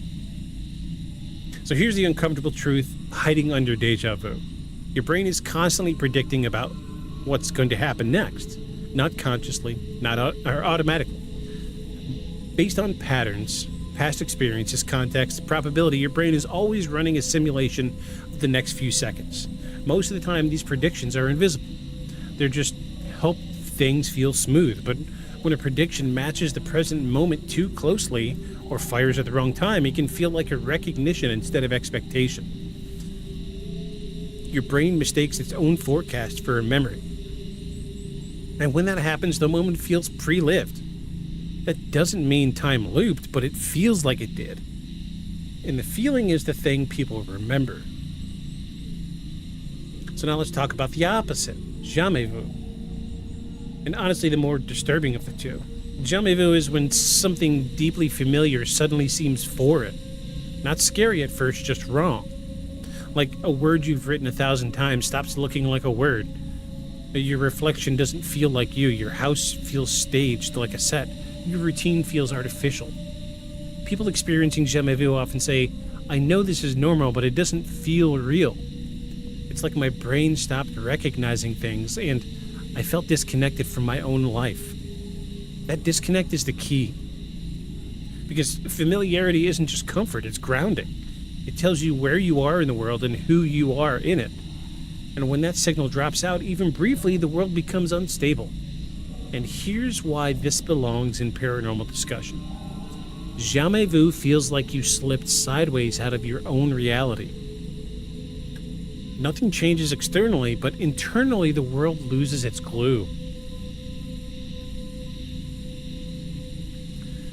And this is where we brush up against two experiences people rarely talk about openly. Derealization and depersonalization. Pick up your shovel, folks. We're getting deep.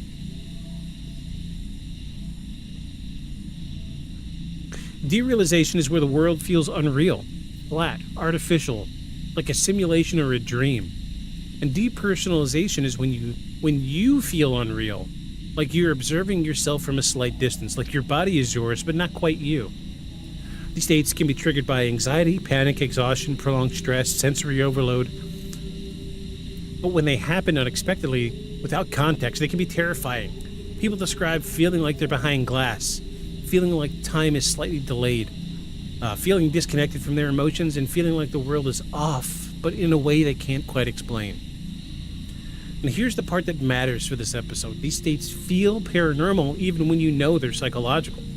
Knowing doesn't stop the sensation, and knowing doesn't restore reality.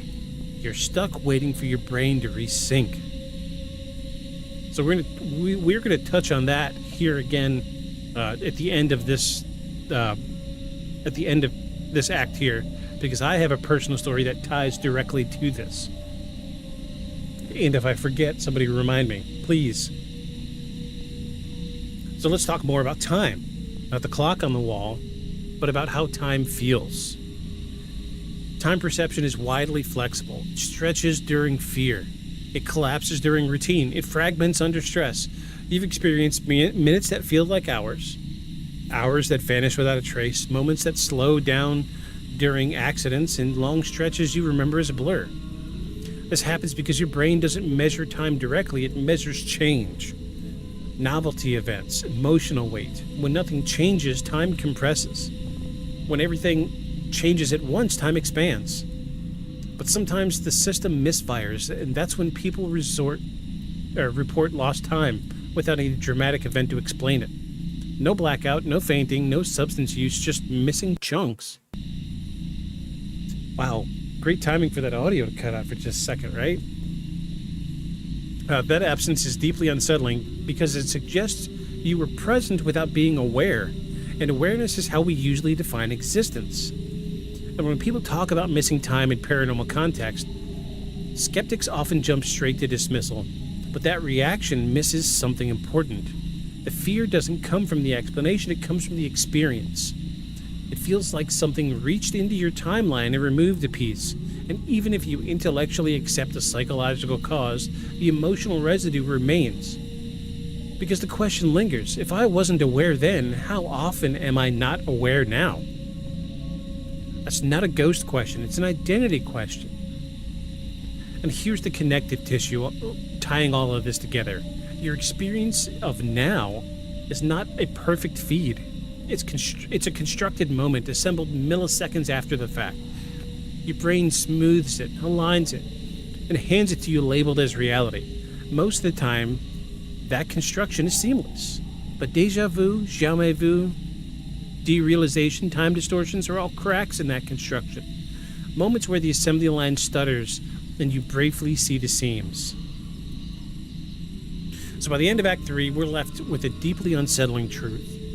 Your sense of continuity, past, present, future, is not guaranteed. It's maintained, actively, constantly, and quietly. And when that maintenance slips, reality doesn't explode. It feels wrong. So ahead in Act 4, we're going to move on to the most disturbing territory yet, where the brain doesn't just distort memory or time, but adds things that aren't there. Presences, voices, movement, the feeling of being watched. Because once your perception is unstable, the question isn't, is it real? The question is, how would I know if it wasn't?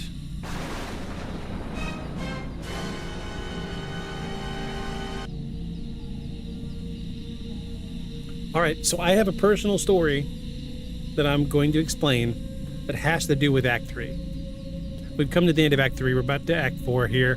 We're right on time now, but I do need to use the restroom right quick. I'm a human and I have to take a quick break, and my bathroom is all the way downstairs. So give me just a couple minutes to go use the restroom, pet the dog, kiss my wife, and I'll be right back, folks. Hold the phone. Massachusetts?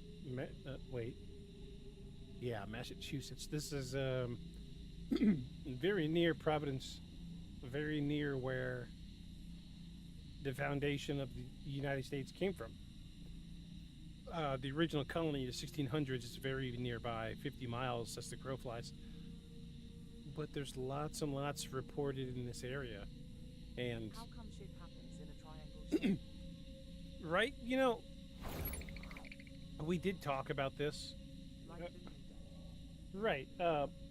Well, what he was seeing, so the original investigator back in the 1970s took all of these stories and all of these police reports and literally just plotted them on a map. So what I'm getting at is, I like to look on Google Maps, because when we're trying to decide whether or not an area is truly paranormal or not, we'll type in the area, what have you, put its name into Google Maps, and we'll usually get something like over near Roswell. They have the Ale Inn. It's a restaurant that is UFO themed, alien themed. Somebody's cashing in off of that. So the first rule, and if you've listened to this podcast at all, you know that we like to ask the first rule, or the first question we like to ask, excuse me, not a rule, question, who's making money off of this? So who's making money off the Bridgewater Triangle? Judging by Google Maps, nobody. You know, we've got some podcasters that have written some stuff, some YouTubers. But I just haven't seen, you know, much of anything else. Oh. But yeah, we can look here and we see that nobody's really making money off of it. Like, we don't see like a Bridgewater Triangle museum or a Bridgewater Triangle coffee shop, what have you. We don't see any of that. So I think it's safe to say, you know, podcasters aside, what have you, I don't see anybody really making money. All right, on to the next one. Black dogs and phantom cats.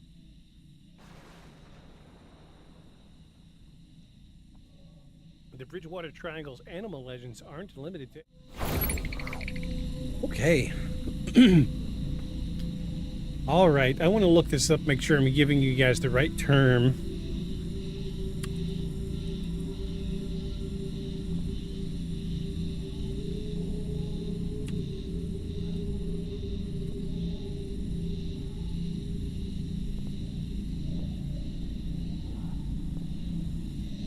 All right, so I was told that what I have is called macroplasia. But now that I see the definition of it,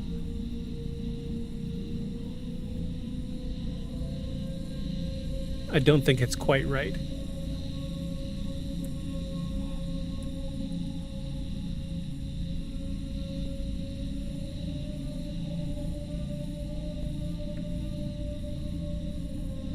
All right, so there is another second-hand term for what I have called AIWS. It's the Alice in Wonderland syndrome. And also called Todd syndrome. I will give you the direct definition of what it is. And this is another, this is a very personal thing of mine. I don't tell everybody this because it's really difficult to explain. I get a lot of questions, and then people, and like, I don't, like, in personal life, I'm like, I'm not going to go to work and tell everybody about this because then people at work are going to start being weird to me. But it is a rare neurological condition that distorts perception of one's body and surroundings, making things seem larger, macroplasia, or smaller, microplasia, closer or further away, and altering a sense of time. It's linked to migraines, infections in the Epstein-Barr virus, head trauma, or certain medications. While usually temporary, it can affect those with conditions like epilepsy. AIWS is also called Todd syndrome, and it disrupts how the brain processes sensory input, causing temporary visual and body image distortions. It's a mouthful. So essentially, so I haven't had an experience with it in about 6 months. It happens to me more often when I'm driving at night, long distances. To give you an idea, and the reason it's called Alice in Wonderland syndrome is, do you remember the Disney Alice in Wonderland movie where she eats the little tarts that make her grow and make her shrink? Okay, so imagine unexpectedly and without eating a tart, just a part of your body grew, but only you could see it. That's what this is. So for me, it happens most often when I'm driving at night, and my hands will be on the steering wheel, and I don't know if it's just from my hands being in the same position for a while, but my hands will suddenly feel oversized, like my hands are like Mickey Mouse gloves, like they're 5-6 times the size they are. I don't know how else to describe it. It's really weird. One of the other things that tends to happen is, here's the weird one. This is the weird one, but this is the first one that happened to me. My teeth will feel large. Like, my teeth will feel like they're 10 times the size they are, but my mouth is a normal size. I didn't even know it was a thing, right? So before I moved here to the Eastern Shore, I worked for a company that was subcontracted through the Department of Transportation in Arkansas. And what we would do is we would get there early in the morning, load the truck and trailer, then we would go out and work. Well, after a while, they, came to understand that I was reliable, so they would say, hey, just grab a truck. I need you to drive out to this job and fix this or fix that. And it's only going to take you 10 minutes, but it's 4.5 hours away. So by the time you make the drive, do the fix, drive back, it'll be dark and you can go home. Cool, no big deal. I'll drive 8 hours to work for 15 minutes. And geez, I would be driving and it would be like my hands are on the wheel and then suddenly it was like just wearing giant Mickey Mouse gloves on the steering wheel. And like I would feel like the steering wheel shrinking under my hands to where it felt like I was holding onto a tiny steering wheel because my hands were so big. But then after a while it got a little squirrely, so I would have to pull over and I would have to like do something with my hands for like 30 minutes. Take something apart or, work a screwdriver for 15, 20, whatever. A little bit just to move my muscles a little bit. And then, back then I smoked cigarettes, but I would smoke a cigarette and make a couple phone calls or whatever. And then it would go away. And occasionally it comes back. The teeth feeling like they're bigger than normal is really weird. See, there's 6 people watching, and I'm sure all of y'all are like, what the fuck is he talking about? It is just really strange. There's no way to treat this. There's no way to predict it's going to happen. It's just a really strange thing that my brain does, and I don't quite know why my brain does it this way. But it's called Alice in Wonderland syndrome. You can go ahead and look it up. Do some research on it. It's really strange. Yeah, mouth stuff feels way bigger than they are. Yeah, the way I could describe it is like my teeth would, like the first time it happened, went out, had some drinks with some friends, we did some karaoke, came back to the house, laid down to go to sleep, and I woke up at like 3 in the morning, and I thought that like something happened and my lips were swollen because I was like, I can feel my teeth and they're huge and they don't feel right. I was like, oh, my face is swollen. I must be having an allergic reaction because I'm allergic to a ton of shit. I'm allergic to so much shit that I have EpiPens all over the house. So I was like, oh, I'm having an allergic reaction. So I got up and I'm looking at myself in the mirror and I don't see any swelling, but I'm like running my tongue over my teeth and I could feel that my teeth were like this big. Like each tooth was like this big. It was really weird. And I dealt with that for like 15 years before, and then one day I was curious. It happened when I was driving. So I was like, fuck it, let me Google it, see what happens. Surely somebody else has had this, right? And all of a sudden I discovered that it was the thing. So I went and talked to my primary care physician and they're like, oh yeah, this is a neurological thing. It just happens. And apparently there is like medication you can get for it, but it just makes you numb all the damn time, and I don't want that. It doesn't happen that often for me. Apparently it happens more with children and rarely continues into adulthood, but it does continue. It's happened in the last 6 months for me.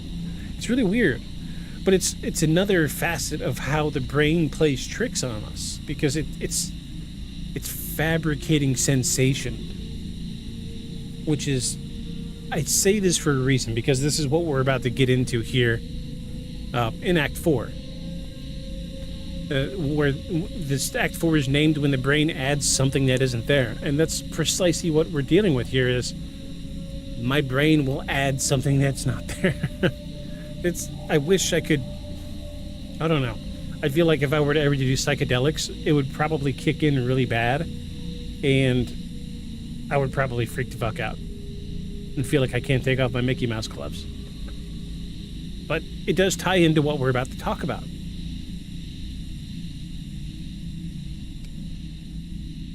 So let's get into Act 4.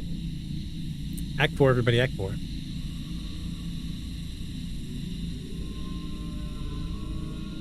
So up to now, everything we've talked about could be brushed off as subtraction. Missing memories, lost time, familiarity switching off, moments removed or distorted.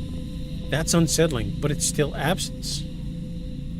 Act 4 is about addition. This is where the brain doesn't just fail to show you reality, it inserts something into it. And this is the part where people struggle with most because it crosses a psychological line. Forgetting is one thing, misremembering is another, but perceiving something that isn't there feels like betrayal. Your brain is obsessed with patterns. It has to be. Pattern recognition keeps your ancestors alive, or kept your ancestors alive.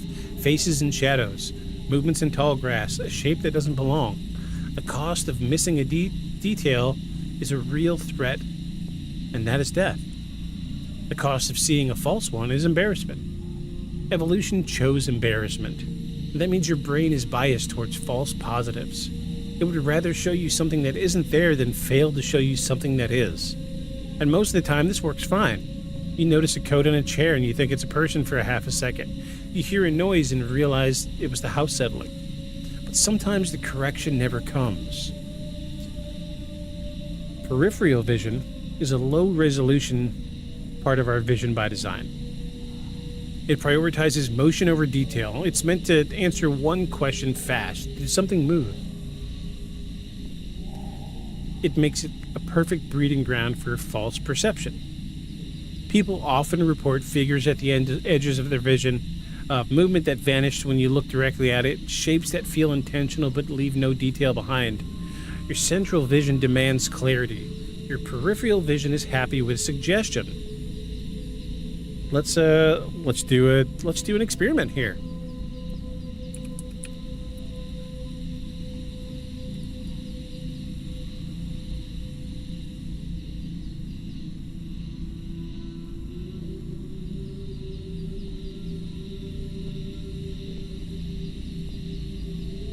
Ah, yes, this is the one. This is precisely what I'm looking for.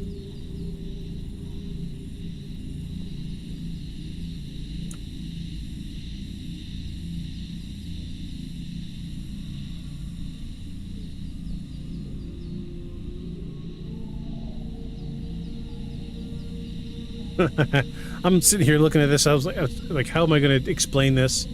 Let me read this before I show it to you. How many dots do you see? Try the blind spot optical illusion that reveals how our brain makes up part of what we see. This phenomenon occurs when light bouncing off an image hits our retina in one particular blind spot, forcing our brains to fill in gaps. This trick presents a series of crisscross lines with black dots at the corners. However, your brain doesn't allow you to see all of the 12 dots at the same time. Are you ready? Let me scroll this down so it's centered. There are 12 black dots on the screen.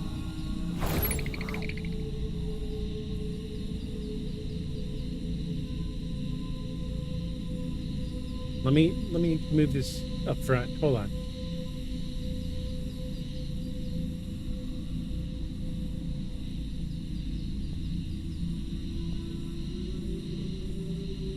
There you go. So, looking at this, go full screen if you can, because this is wild. You cannot look at any of these black dots and see all 12 of them at the same time. 1, 2, 3, 4, 5, 6, 7, 8, 9, 10, 11, 12. So I can look at each individual one and see them, but like at any given time, I can only see like 3, 4.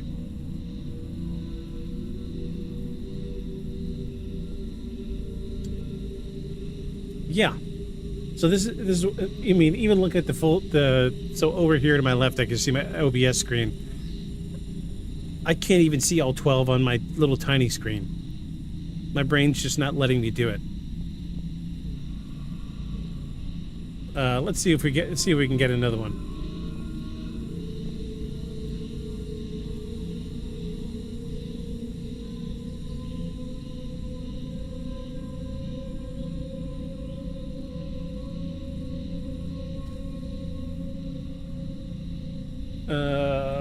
blind spot optical illusion.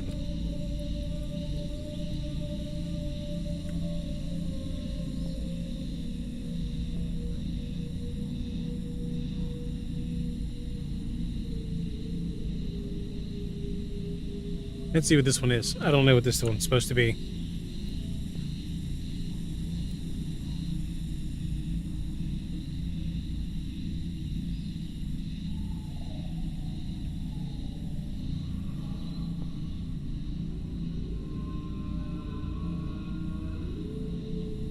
So cover your left eye with your hand, no peeking. Stare at the black dot on the left side and slowly move your face towards the screen while continuing to stare at the black dot. Can you still see the yellow star on the right? Cover your left eye? Really? Okay, let's try it. I'll try it. Oh shit. I lost the yellow. I can't see the yellow star anymore.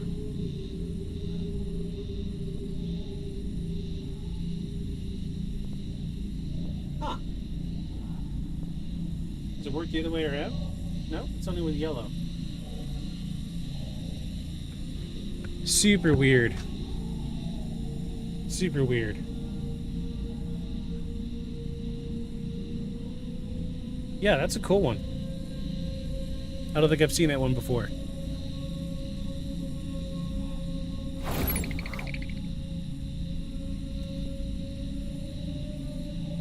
Interesting. Peripheral vision is weird. It really is.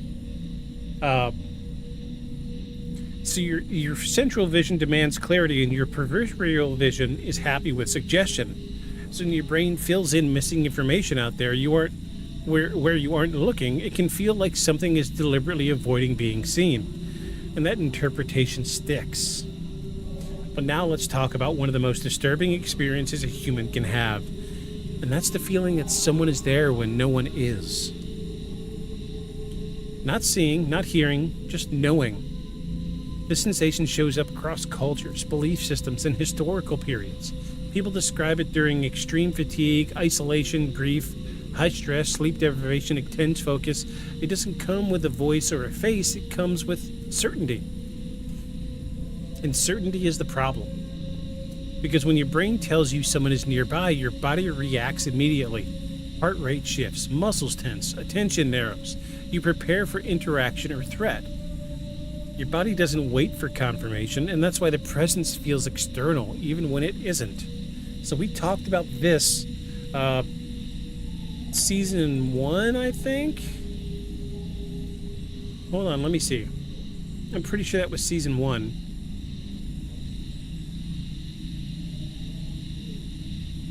We called it the third man syndrome. No, that was season 2. Season 2, episode 14, we talked about the third man syndrome. A lot of times, this was somebody believing that in a moment of crisis, there was somebody there, always with them. The original story comes from Ernest Shackleton, back when he was trying to find the South Pole, right? So his ship crashed, and it was him. All of his shipmates had died except for Ernest Shackleton and one other guy. All right, and so they start walking across the ice, and every time they would look over their shoulder, there was a guy like just out of eye shot of them.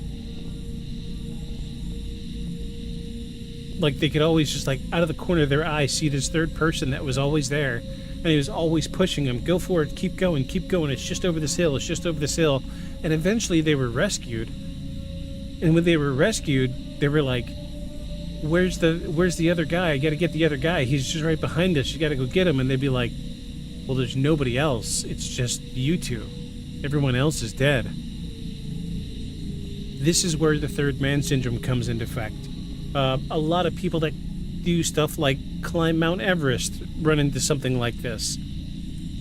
There's a lot of instances where people will be climbing Everest and they'll be hearing somebody just behind them. "I'm right here with you. Come on, we almost got this. We got this. Get on up of that hill.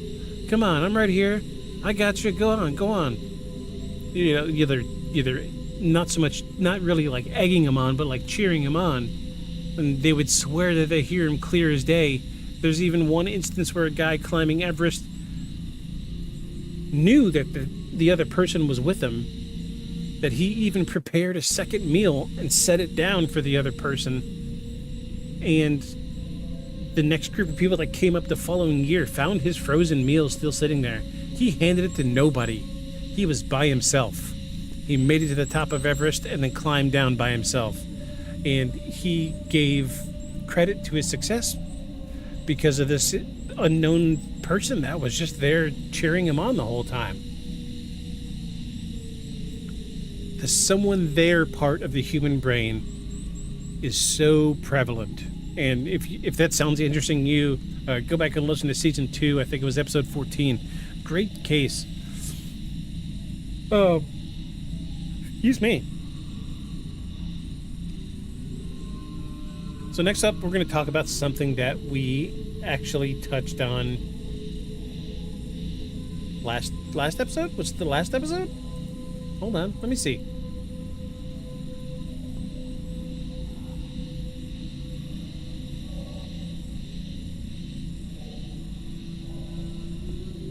Nope. The last episode is season 2. So 2 episodes ago. And this is sleep paralysis, when the system misaligns. So sleep paralysis is one of the clearest examples of how terrifying the brain can be when systems misfire. You wake up conscious, but your body is still locked into sleep mode. You can't move, you can't speak, and your breathing feels restricted. And often, very often, your brain adds something else. A figure in the room, a weight on your chest, a presence watching you. These experiences are vivid, emotional, unforgettable, and they feel intrusive, like something entered your space without permission. And across cultures, people describe different entities, but the structure of the experience is nearly identical. And that should tell you something, that the brain is generating a threat model without your critical filters being online. And it does it convincingly. And visual additions get the attention, but auditory ones may be more common. People hear their name being called, whispers, footsteps, a voice behind them. Often it happens in quiet environments. When the brain expects sounds and doesn't get enough, it may create it. But this doesn't mean you're hearing voices in the clinical sense. It means the auditory system fills the silence the way the visual system fills darkness. And just like visual hallucinations, auditory ones feel external. They don't feel like thoughts, they feel like intrusions. And darkness removes visual data, silence removes auditory data, isolation removes social grounding. And in those conditions, your brain is working with less information and compensates by predicting more aggressively. That's why haunted houses, empty buildings, long nights, and solitary places feel charged. Not because something is there, but because your brain is working overtime to protect you. And when it guesses wrong, the results feel intentional.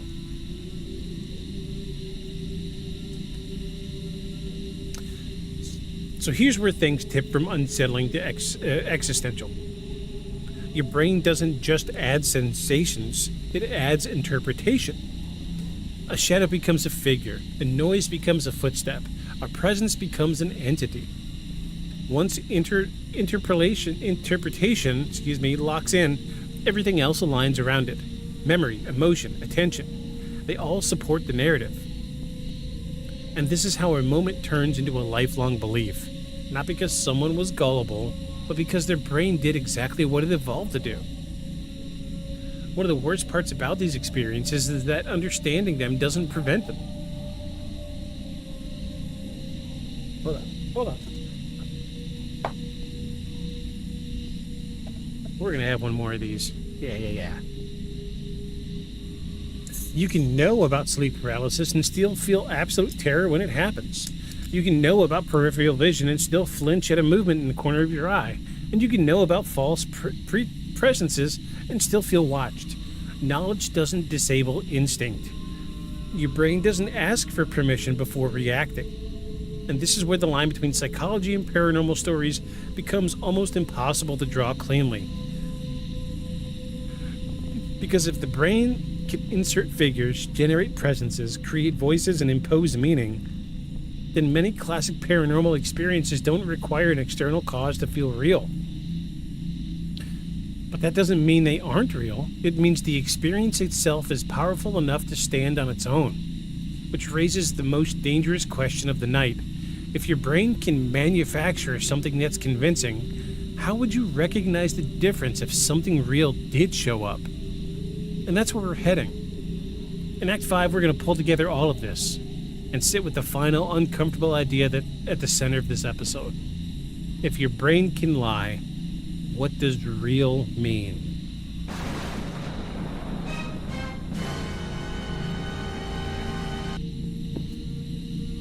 A lot of big, heavy questions here. A lot of them.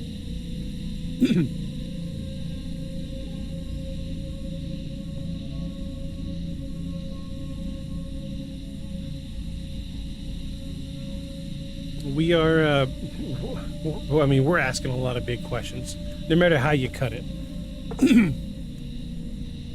Confusion, I'm sure you're just lapping this up. You're loving this. It is heavy in the psychological sense, but there is a reason I wanted to discuss this tonight, because 90% of the cases we talk about have to do with first-hand accounts. And a lot of the sentences we're using as an example, I knew you would. A lot of the things we're using as an example are sentences that are said by people experiencing things that are paranormal. I'm not saying that the people... See, this is a twofold thing here. We're looking at the scientific aspect of it, all right? So we're saying, hey, there's science behind seeing things out of the corner of your eye. There's science behind seeing things that aren't really there. Where there's science behind hearing voices or fabricating memories. But does that explicitly mean that when people report something paranormal, are they fabricating something, or did something really paranormal happen? Or did the government put all this information out there just to make you feel like other things that you really saw were really fake, and the government has been using this to fabricate the idea that psychology is the basis behind people fabricating memories in their own lives, and really, in truth, they're actually seeing things that are really paranormal?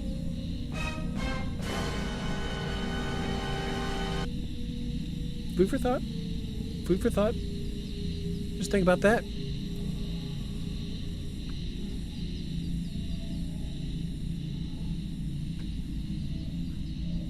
Food for thought. So we've come to Act 5. The final act. We're running a little over, but that's okay.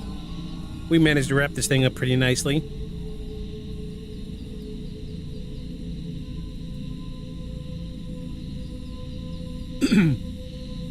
So Act 5 is entitled, If Your Brain Can Lie, What Does Real Mean?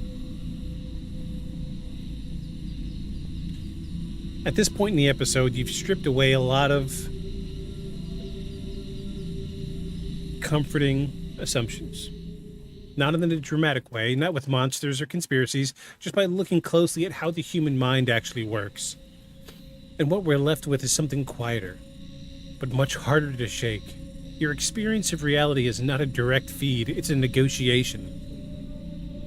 Between memory and perception, between perception and expectation, and between what's there and what your brain thinks should be there. Most of the time, that negotiation is seamless. So seamless that you never notice it's happening. You live inside the finished product and trust it completely. Until you don't. And here's the part that nobody likes to sit with. The brain doesn't show you the truth. It shows you a version of the world that's good enough to survive in. And that means accuracy is optional. Coherence is mandatory. You don't need a perfect model of reality. You need one that feels stable. Doorway effects, déjà vu, false memories, presences. These aren't bugs. They're side effects of a system designed to keep the story going. And that story is you.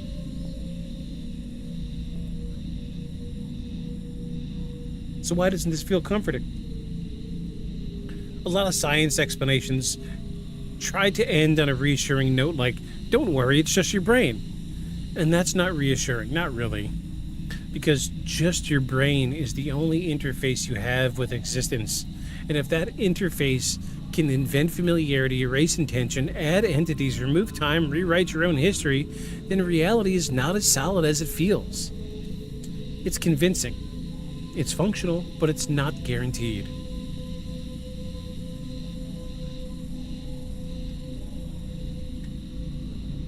The question paranormal experiences force us to ask. Paranormal experiences are often framed as a belief problem. Do you believe in ghosts, aliens, time slips, other dimensions? But maybe that's the wrong question. Maybe the real question is, how much uncertainty can you tolerate about your own perception?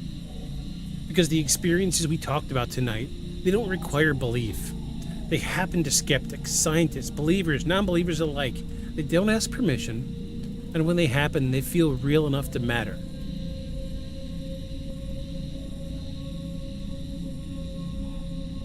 This episode doesn't land on it's all paranormal, and it doesn't land on it's all bullshit. It lands somewhere worse. It lands on the idea that the subjective experience is powerful, unreliable, and unavoidable. You can explain a doorway effect. You can explain deja vu. You can explain sleep paralysis. But explanation doesn't remove impact. And impact is what changes people. Think about how many paranormal cases hinge on a single witness, a fleeting moment, a feeling that something wasn't right. These stories aren't invalid just because the brain is involved. They're human. The danger isn't that people experience strange things. The danger is assuming certainty when there is none. On the other side, blind belief is a problem, but blind dismissal is just as lazy. And here's a final thought I want to leave you, Hank. You live your entire life with a narrator you didn't choose, one that edits, predicts, fills in gaps, it smooths over contradictions. Most of the time it does a good job, but sometimes it glitches. And when it does, you get a brief glimpse behind the curtain, not of some other world, but of the machinery that makes this one feel real. That glimpse is unsettling. Not because it shows you monsters, but because it shows you how thin the line between certainty and illusion is. So tonight's question isn't, did something paranormal happen? It's, if my brain can lie to me this convincingly, how often do I mistake confidence for truth? And that question doesn't have an answer, and maybe that's the most honest ending we could have tonight. Because, like we said at the beginning, we're dealing with something that completely fabricates out of implied information. You can see a light in the sky at night, and then something could happen and you black out, and then all of a sudden your brain fills in the blanks and you believe that you've been abducted by aliens. Then again, how do we not know that whoever is scooping people up, taking them into ships and experimenting on them, isn't using this mechanic to their advantage? So let's say I'm an extraterrestrial. I'm going to abduct Confusion, but I'm going to take him up into my ship, but I'm just going to erase a few things, but enough things to make him remember, because I understand how the human mind works.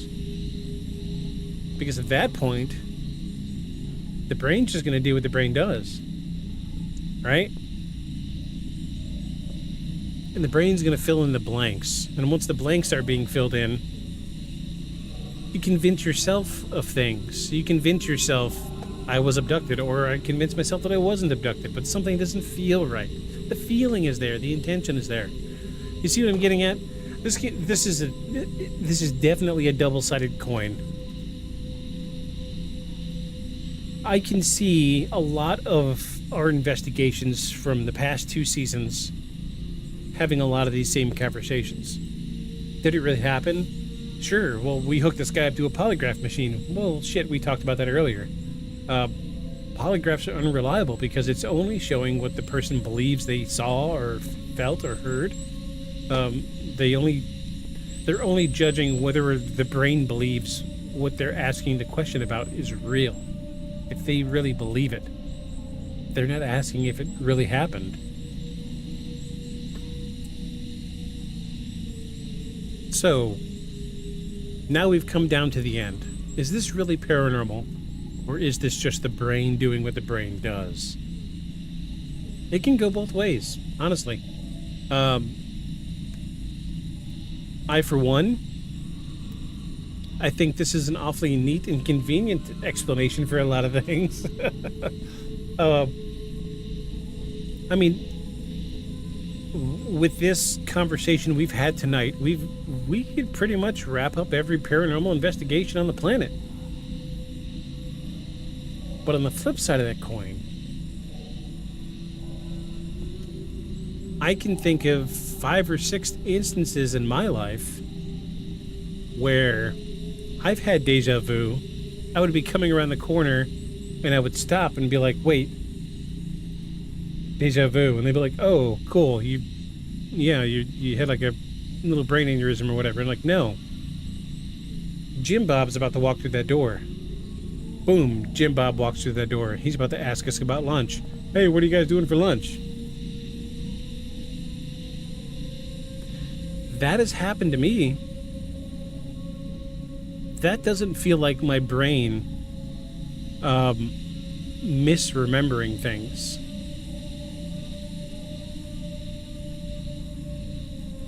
I mean that's just one of 4 or 5 different instances in my life where something like that's happened. It's every time I feel deja vu, I always stop and I try to predict what's going to happen next. And then once I predict what's happening next, I try to predict the step after that. Because surely, as soon as I form that thought, it's about to happen. So when I predict the next step, then you can know deja vu isn't quite what we think it is. I was listening to... Wait, what is it? Yeah, I'm actually in the middle of listening to the new Dan Brown novel, The Secret of Secrets. And there is, this is why I love Dan Brown novels, because there's so much in there that has factual basis in science and in reality. He fabricates very little things in his books. If you ever get a chance to read Secret of Secrets, you'll get what I'm talking about here. But in that book, they talk about how there was a study where a person was hooked up to a machine that reads their brain waves, and they're shown a series of images, either a violent image, a sexually explicit image, or a comforting image. And between these 3 sets of images, they fired one off individually, and they were able to say, here, when you see a comforting image, this is what your brainwaves look like. When you see a sexually explicit image, this is what your brainwaves look like. When you see an explicit violent image, this is what your brainwave looks like. So they hooked this guy up to a computer to read his brainwaves, but then they also hooked up to the computer that's firing off these images randomly, and when you look at it at the microscopic level of time, it's like 1/1,000,000th of a second before the image was shown. The person who's strapped in can accurately predict what the image is going to be before the image is shown, because they have the computer showing the image, and we also have the same computer reading the brainwaves. And a fraction of a second before the image is shown, they're already showing the brainwaves of seeing a violent image, or a sexual image, or a comforting image. So it begs the question, are we predicting what's happening, or are we manifesting through thought what's happening in the world? Go read Secret of Secrets by Dan Brown. You'll get this. And when you hear the part, you're going to be like, oh, dang, this really happened. Crazy study. Yeah, as soon as I heard it in the audiobook, I stopped, looked up the research on it, and actually read it on my lunch break that day. It begs the question, is the brain just filling in gaps, or are we... Open your third eye, lol. Yeah, right? Yeah, there's so much more to it than just our brain reacting to stuff. Is our brain projecting what we want to see and then it happening? Or are we accurately predicting the future? The brain is really strange. I cannot come down and say with certainty whether or not these things that we've talked about tonight, déjà vu, jamais vu, the doorway thing, I forget what it's called, spirit of the stairwell, whatever, there's a whole bunch of them. I can't say with certainty if this is really paranormal or not. I don't know. Then again, is it my brain telling me that these are just things fabricated by my brain and I know them to be true, and that's why I feel like they might be paranormal? I don't know. Now we're getting metaphysical here. We're getting deep. 6 people watching. Somebody tell me what they think about it. I want to hear what everybody else has to say.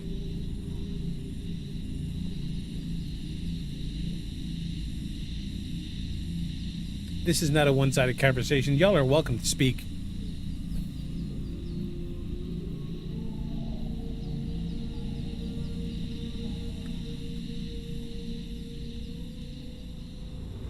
Brains in it. Right? Yeah, there's a big piece of me that feels like it's just our brains doing what the fuck they want to do. Pareidolia comes to mind. We're really good about picking things out of the dark and turning them into things that we recognize.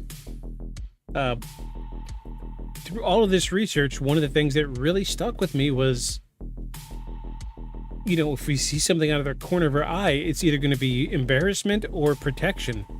Would you rather be protected and be safe? Because it's past midnight. Would you rather be protected and safe, or feel a little embarrassed if you're wrong? And I get that. That makes good sense. So there's a big piece of me that thinks that this is just the brain, but then there's another piece of me that thinks, shit, maybe this might be a little bit paranormal. Maybe we are living in a simulation, and this is all the computer coding. The Matrix had it right the whole time. I can't say for certainty. I really don't know.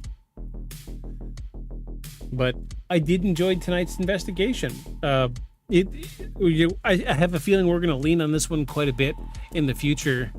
Now that we have some foundational work. I personally have mixed feelings because I feel like we are super capable, more beyond what we imagine, but so many of us lost our spiritual connection. Sometimes, our brains be braining, especially with our mental illnesses, but when there are shared experiences of people who have never met or had chance to hear from you, which you have actually talked about before, I think, it begs the question, is it our mind? Very true. Makes me think about some of the LSD experiments they did in the 70s. They were able to isolate 50, 60 something people, give them the same dose of LSD according to their body weight, and while they're, or no, not LSD, it's DMT, and while they're hallucinating, they would see what they saw, then they would record what they saw, and each individual is isolated, didn't have a chance to interact with anybody else before or after, and they took those records and compared them side by side, and a lot of these people had the same visions, the same conversations with the same entity in their hallucinations. So is it the mind? Is it something really paranormal? It's hard to say. It really is hard to say. How do we sit here and rationalize something about the mind when our mind is sitting here trying to wrap it around things that are really happening, right? It's hard to just really put a tack in it and say, but we're gonna leave this one as unresolved. I need an animation. Paranormal, not paranormal, unresolved, like a rubber stamp across the screen or something.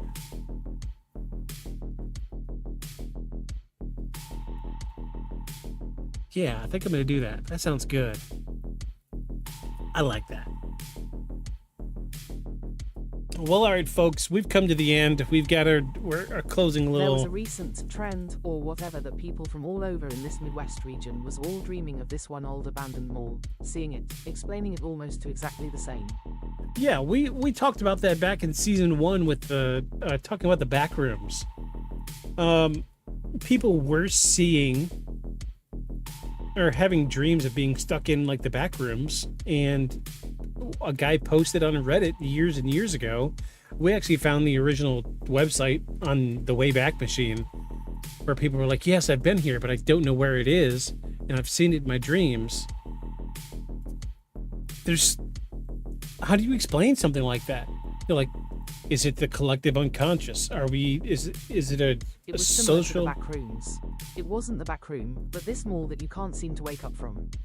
It's so weird. Yeah, we did talk about it at length. I think that was very close to being a 3-hour-long episode because we just kept getting off into sidebars. But yeah, I agree with you. It's really strange, and it's hard to put a nail in it to really articulate what it could be. But that's why I'll send you about it in case I'm just forgetting. No, you're good. Monty, you're lurking. We're about to wrap it up. Thanks for popping in anyway. All right, jerks. Well, let's see what we got on the board for recommendations. Oh, we don't have any. We haven't had any recommendations in a while. I think we're about due for a good ghost story. We haven't done a good ghost story in a while, so let's go ahead and let's do a good ghost, paranormal, or poltergeist something next week. Yes. Yeah, we'll do something haunting related next week. Clever and funny worlds. Hi Moni, hi worlds, belatedly. I'm glad you're here, Moni. Glad you're here. You're the best. You get a round of applause.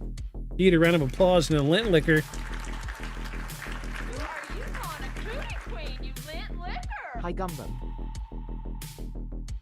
Ooh, you get the new audio. Ghosts are dope. Doesn't anyone notice this? I feel like I'm taking crazy pills. Dope as heck. All right, we're gonna do ghosts next week. Everybody likes ghosts. We're gonna do something ghosty. Gummy on me. Let's go ahead and wrap this thing up in a nice, neat little Going bow. for a smoke BRB. Okay, we're about to roll this thing up and be done. So if we're not here when you get back, thanks for popping in. Thanks again, everybody, for being here tonight. Crazy little roller coaster ride. If anybody's got a story, a personal story of something paranormal or spooky that's happened to them, you can feel free to reach out to beyondshadowspodcast@gmail.com. Or if you have a suggestion for an episode in the future, you can also email us. It's fine. beyondshadowspodcast@gmail.com. The links are in this QR code up here. Scan that and that'll give you everything you need. Email us if you get a suggestion for a future episode, if you get a personal story, if you want to tell us how bad we're doing, how good we're doing, whatever. It's all good. I'm getting really good at seeing shitty comments on YouTube and Facebook and Instagram. Sorry, folks. You don't like it, you can email in and yell at me or start your own podcast. But we're going to roll this thing up in a nice, neat little bow, and we're going to get the hell on out of here. I got to work in the morning, and I'm tired and hungry. So, thanks again, everybody. It's going to be here. That's been here tonight. Thanks, Confusion, for being here all night long. Bye. I'm glad you stuck around. I'm glad you were here, Shark. I'm glad you're here, Monty. Hef popped in for about 15 seconds. Thanks, Heffies. Well, let's wrap this thing up in a nice, neat little bow, and we're gonna get the hell out of here.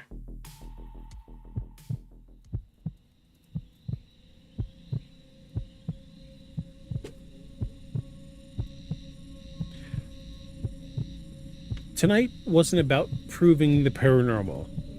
It wasn't about debunking it either. It was about something a lot harder to sit with.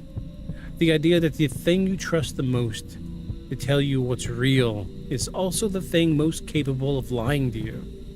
Not maliciously, not intentionally, just efficiently. Your brain edits, predicts, fills in gaps, and smooths over contradictions so life can keep moving. Most of the time, that system works so well you never notice, but every now and again, it slips. A memory doesn't line up, a moment feels repeated, time stretches or disappears, a presence seems like it exists where nothing should be. And in those moments, the question isn't whether you're weak, gullible, or imagining things. The question is how thin the line really is between certainty and illusion. Maybe the scariest part isn't that reality can glitch. Maybe it's that we only ever experience the version of our minds we are willing to show to ourselves. And once you realize that, you don't walk through doorways the same way again. So if you find yourself standing on a platform in between staircases and look back and see a cat, look away and look again, and that cat does the same motion, don't say, déjà vu. Stop. Look. Listen and analyze, because you don't know if reality had just changed or if your mind shifted. Or whatever you do, make sure you follow us. Beyond the shadows. Good night, everybody.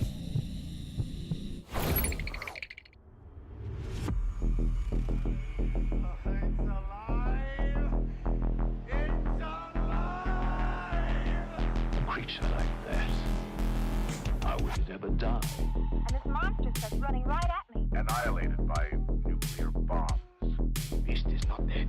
I put 4 bullets into him. Oh, you're crazy. But I saw that monster too. All I want is for someone to believe me. Contaminated. Face. It's horrible. Look like it would scare you to death. All right, let's get to work.